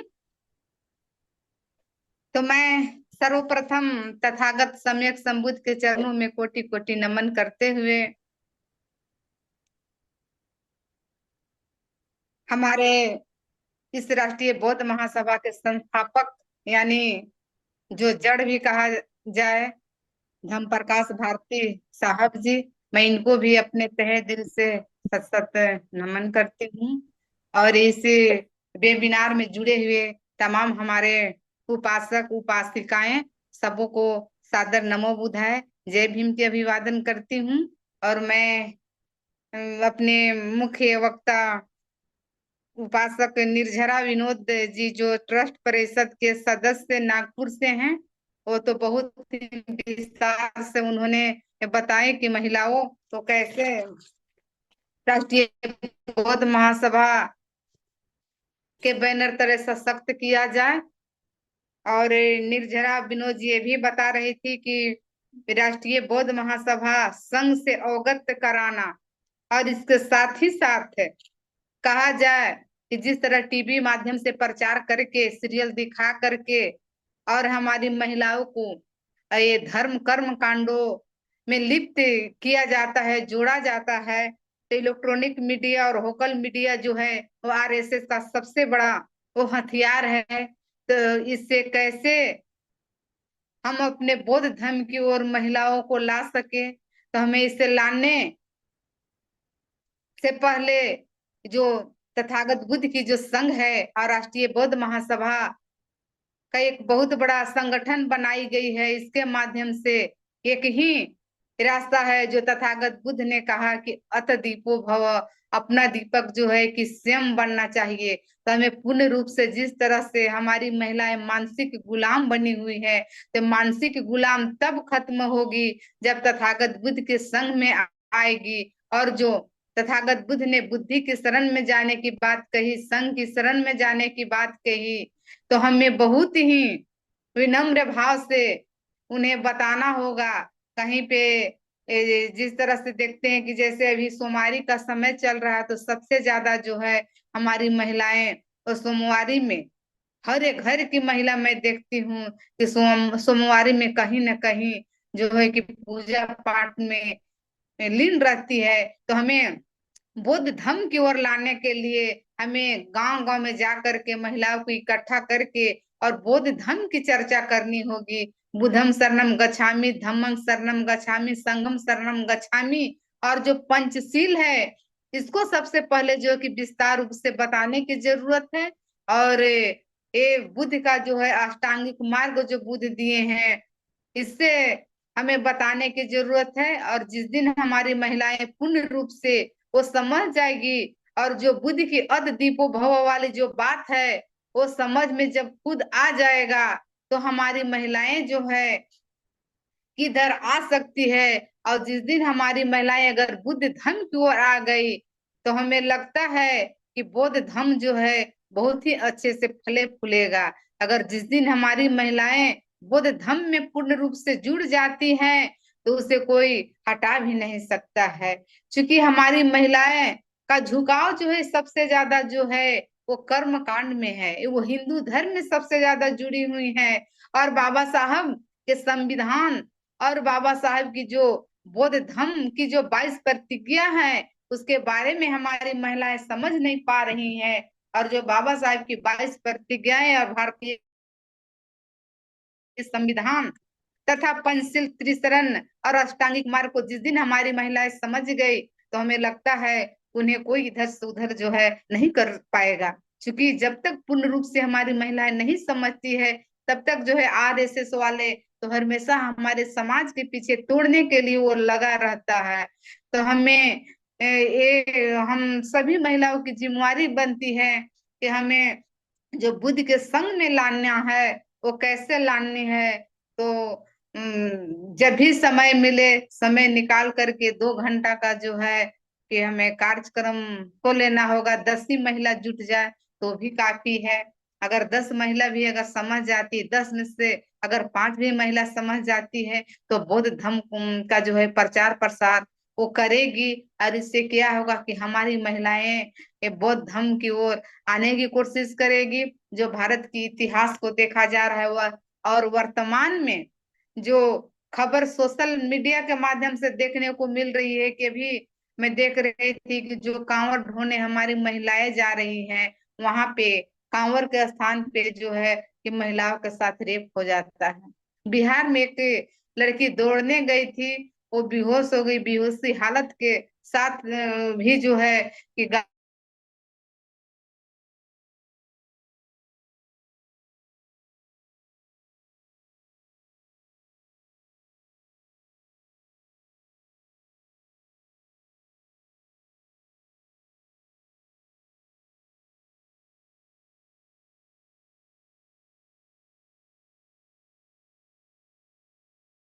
महिलाएं जो है कि आगे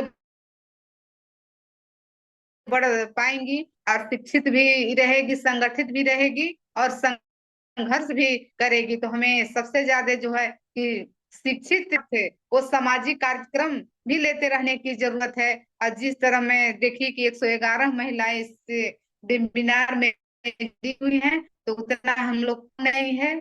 जिस तरह देखा जाए कि अगर माचिस का एक तीली होती है तो एक तीली से पूरा गांव में आग लगाया जा सकता है। तो अगर हम लोग जोड़ेंगे तो हमारी जो है संगठन आगे की ओर बढ़ेगी। और जब शुरुआत में संस्थापक महोदय जब ये संगठन बनाए थे तो उस समय भी बहुत कम लोग थे, लेकिन धीरे धीरे जो है हमारा संगठन का विस्तार हो रहा है। और हम सभी महिलाएं चाहे कि इसी तरह से जो है वो संगठन में जोड़े और धीरे धीरे जो है कि हमारी महिलाएं भी आएगी। और जिस दिन हमारी महिलाएं पूर्ण रूप से जुड़ जाएंगी तो हमारा संगठन जो है वो सफल होगा और आगे बढ़ेगा। तो मैं उपासक जो हमारी बेटी मनीषा भारती जी जो संचालन कर रही हैं बहुत ही सुंदर ढंग से इसे बढ़ाते रहें और अपने नए पीढ़ी की जो लड़कियां हैं उसे भी जोड़ते रहें, क्योंकि देश का भविष्यवान जो है आने वाली पीढ़ी रहे। जैसे कि अभी हम लोग इस संगठन को चला रहे हैं, तो धीरे धीरे हम लोग का उम्र भी बढ़ता जा रहा है, तो इसलिए चाहे कि हम लोग 3 पीढ़ी को लेकर के चले। अभी तो बहुत सारे लोग बुजुर्ग भी है, इसके बाद जो है कि मध्य वर्ग के लोग भी है, और साथ ही साथ है कि युवाओं को भी जोड़ने की जरूरत है, ताकि एक साथ में जो है कि हमारी 3 पीढ़ियां चले, और ये जो है कि संगठन पूर्ण रूप से जो है वो बढ़ते जाए। क्योंकि संगठन के लोग जो हैं वो आज न कल एक दिन तो नहीं रहना है, लेकिन संगठन रहेगा, क्योंकि संगठन के चलाने वाले लोगों की जरूरत है। और वैसा ही ये हमारी बेटी मनीषा भारती जी आप जोड़ते रहें, और वैसे तो मैं भी कोशिश करते रहती हूँ जोड़ने के लिए। तो मैं थोड़ा ज्यादा बिजी रहती हूँ, क्योंकि मैं गांव देहात में रहने वाली हूँ, और घर में कोई अभी रहने वाला भी नहीं है, बच्चे लोग भी थोड़ा बाहर रहते हैं, तो थोड़ा हमें काफी कठिनाइयां हो पाती है। तो इसलिए मैं आज विलम्ब से जुड़ी, तो इसके लिए आप सभी से मैं क्षमा मांगते हुए अपनी बात को समाप्त करती हूँ। नमो बुद्धाय, जय भीम। बहुत बहुत साधुवाद हमारी प्रेसिडेंट सुषमा बौद्ध जी। तो हम एंड करें मीटिंग को। जी जी। अब हमारा समय आ चुका है, ये अंतिम घड़ी है। मैं आज की संचालक मनीषा भारती आप सभी को आभार प्रकट करती हूँ कि आज की इस ऐतिहासिक मीटिंग में मुझे जो संचालन करने का मौका दिया गया, मैं खुद को सौभाग्य मानती हूँ। साथियों तथा अंबेडकर प्रेमी, अब हम हाथ जोड़ के सभ्य सत्ता करेंगे। सभ्य सत्ता सुखी भवन्तु, सभ्ये भवन्तु सुखिनः, सभ्ये भद्राणि पश्यन्तु, मा कश्चित् दुःखमागमः,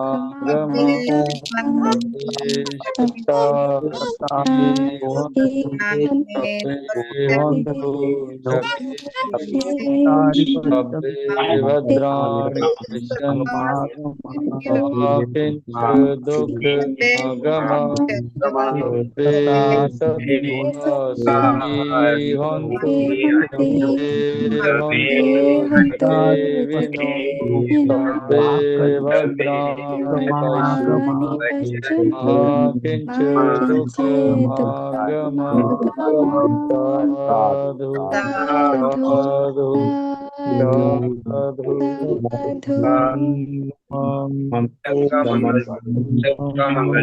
सबका मंगल हो, सबका मंगल हो।